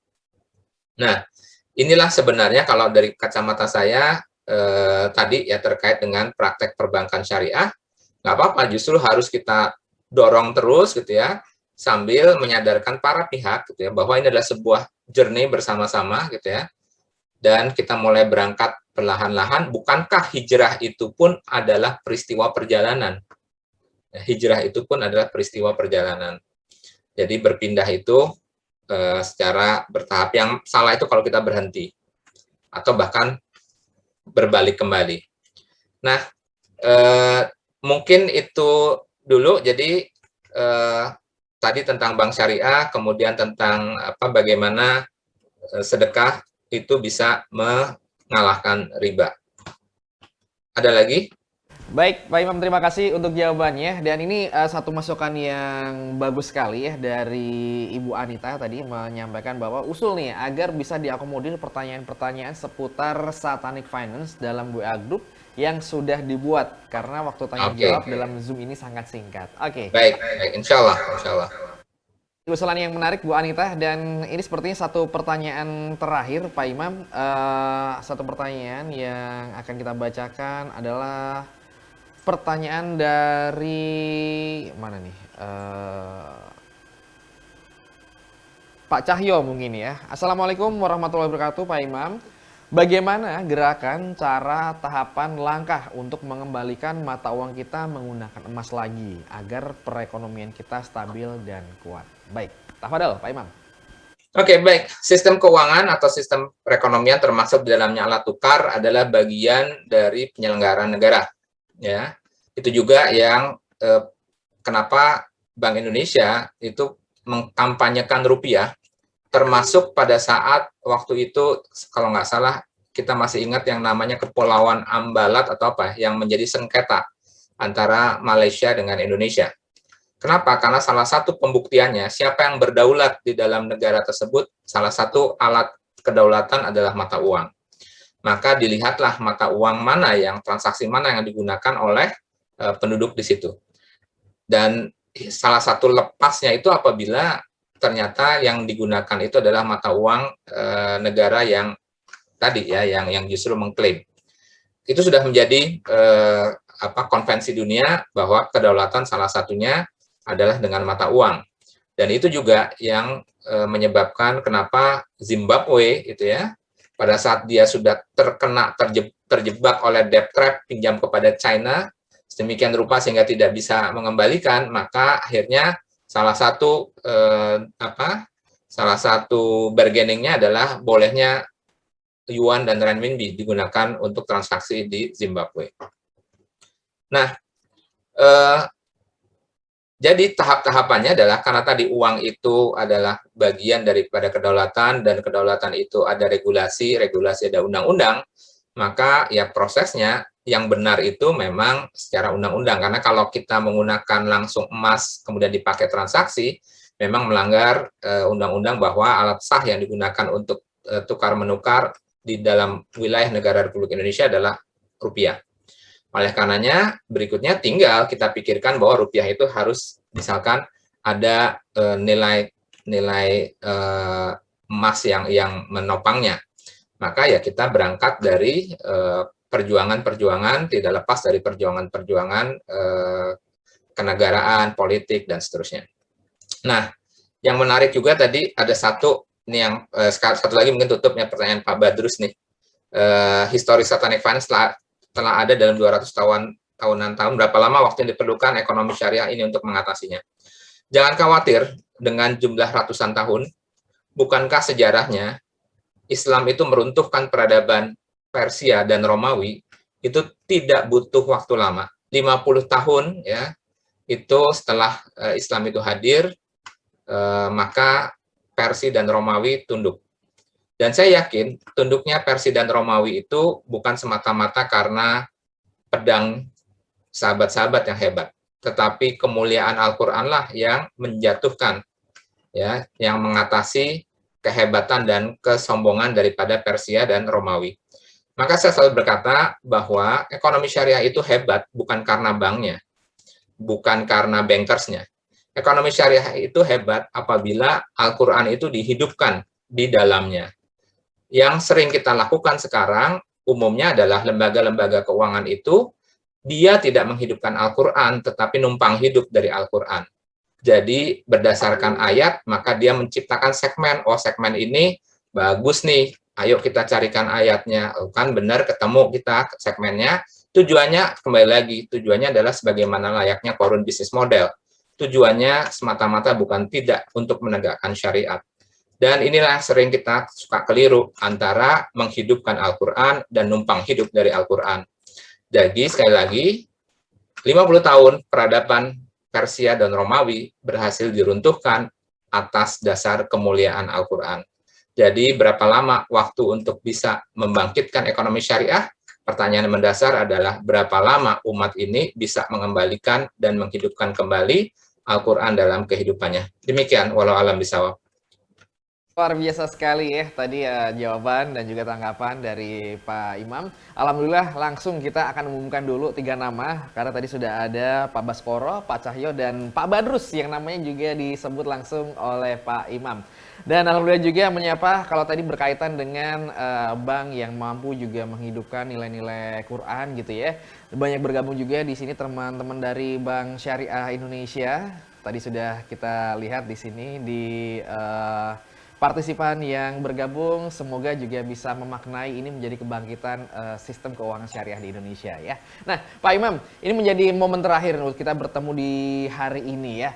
Ada satu singkat gitu ya, closing statement yang akan disampaikan untuk teman-teman atau juga sahabat Hasanah yang sekarang sedang menyimak, Pak. Silakan. Oke, baik. Ya, jadi intinya kembali bahwa kita jangan terhenti untuk berhijrah. Jadi mulailah dengan langkah-langkah kecil gitu ya. Tapi yang penting buat kita semangat berhijrah itu terus dijalankan ya, menjadi lebih baik, terus menghidupkan Al-Qur'an ya di dalam setiap pekerjaan kita. Dan yang penting lagi adalah tetap berjamaah karena sendirian pasti nggak akan bisa dan kita nggak akan kuat. Artinya sehebat apapun kita butuh yang namanya jemaah karena iman kita naik dan turun dan pada saat itulah kita membutuhkan berada di tengah-tengah orang-orang yang soleh dan saya yakin kita semua ya tidak terkecuali adalah orang-orang yang ingin selalu berada berdekat-dekat bersama-sama dan kita bangun bersama-sama komunitas yang kita sebut komunitas hasanah ini. Ya, komunitas hasanah saling bergandeng tangan untuk meraih Indonesia yang gemilang. Saya rasa itu, terima kasih. Assalamualaikum warahmatullahi wabarakatuh. Waalaikumsalam warahmatullahi wabarakatuh. Alhamdulillah dengan closing statement dari Pak Imam Teguh Saptono menjadi pamungkas kita untuk hari ini di kajian webinar ya, dengan satu tema yang luar biasa, Satanic Finance, di mana banyak sekali ternyata partisipan yang sangat tertarik dengan topik ini ya. Nah, untuk Anda tentunya juga kita ingatkan sahabat Hasanah yang ingin mengetahui kajian-kajian atau juga konten-konten yang akan dihadirkan oleh Talenta Hasanah Institute, kita ingatkan aja untuk Anda bisa mengupdate melalui follow dan juga jadikan konten-konten yang ada di Talenta Hasanah ini menjadi yang spesial ya. Silakan Anda follow di Instagramnya @tahainstitute.id, atau juga kalau Anda ingin berpartisipasi aktif untuk menanyakan dan juga ingin berkonsultasi di 0878 77311760. Itu adalah kontak WhatsApp-nya. Jadi silahkan saja Anda bisa sekali lagi di WhatsApp di 0878 77311760 ya. Baik, terima kasih atas kebersamaannya dan juga atensi yang luar biasa dari sahabat Hasanah. Tentunya juga terima kasih kami ucapkan kepada Bapak Imam Teguh Saptono. Pak Imam, terima kasih untuk materi kita hari ini, Pak Imam. Terima kasih lagi. Semoga sehat selalu dan semangat Amin. Ramadannya. Assalamualkum warahmatullahi wabarakatuh, Pak Imam. Waalaikumsalam warahmatullahi wabarakatuh. Baik, ya, kita Pak harus Samson, Pak Badrus. Ada siapa lagi tuh? Makasih. Ada Mas Andemko.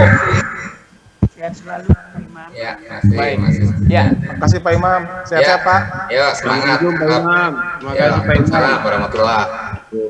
baik, terima kasih sahabat Hasanah. Berakhir juga kebersamaan kita untuk hari ini di kajian online Talenta Hasanah Institute dengan tema Satanic Finance. Terima kasih tentunya kita haturkan kepada Anda semua yang sudah bergabung dari awal program sampai dengan saat ini ya. Kita ketemu lagi di kesempatan mendatang. Semangat untuk Ramadannya, semangat untuk berbuat kebaikan, dan saya Sabil Zaidan pamit undur diri.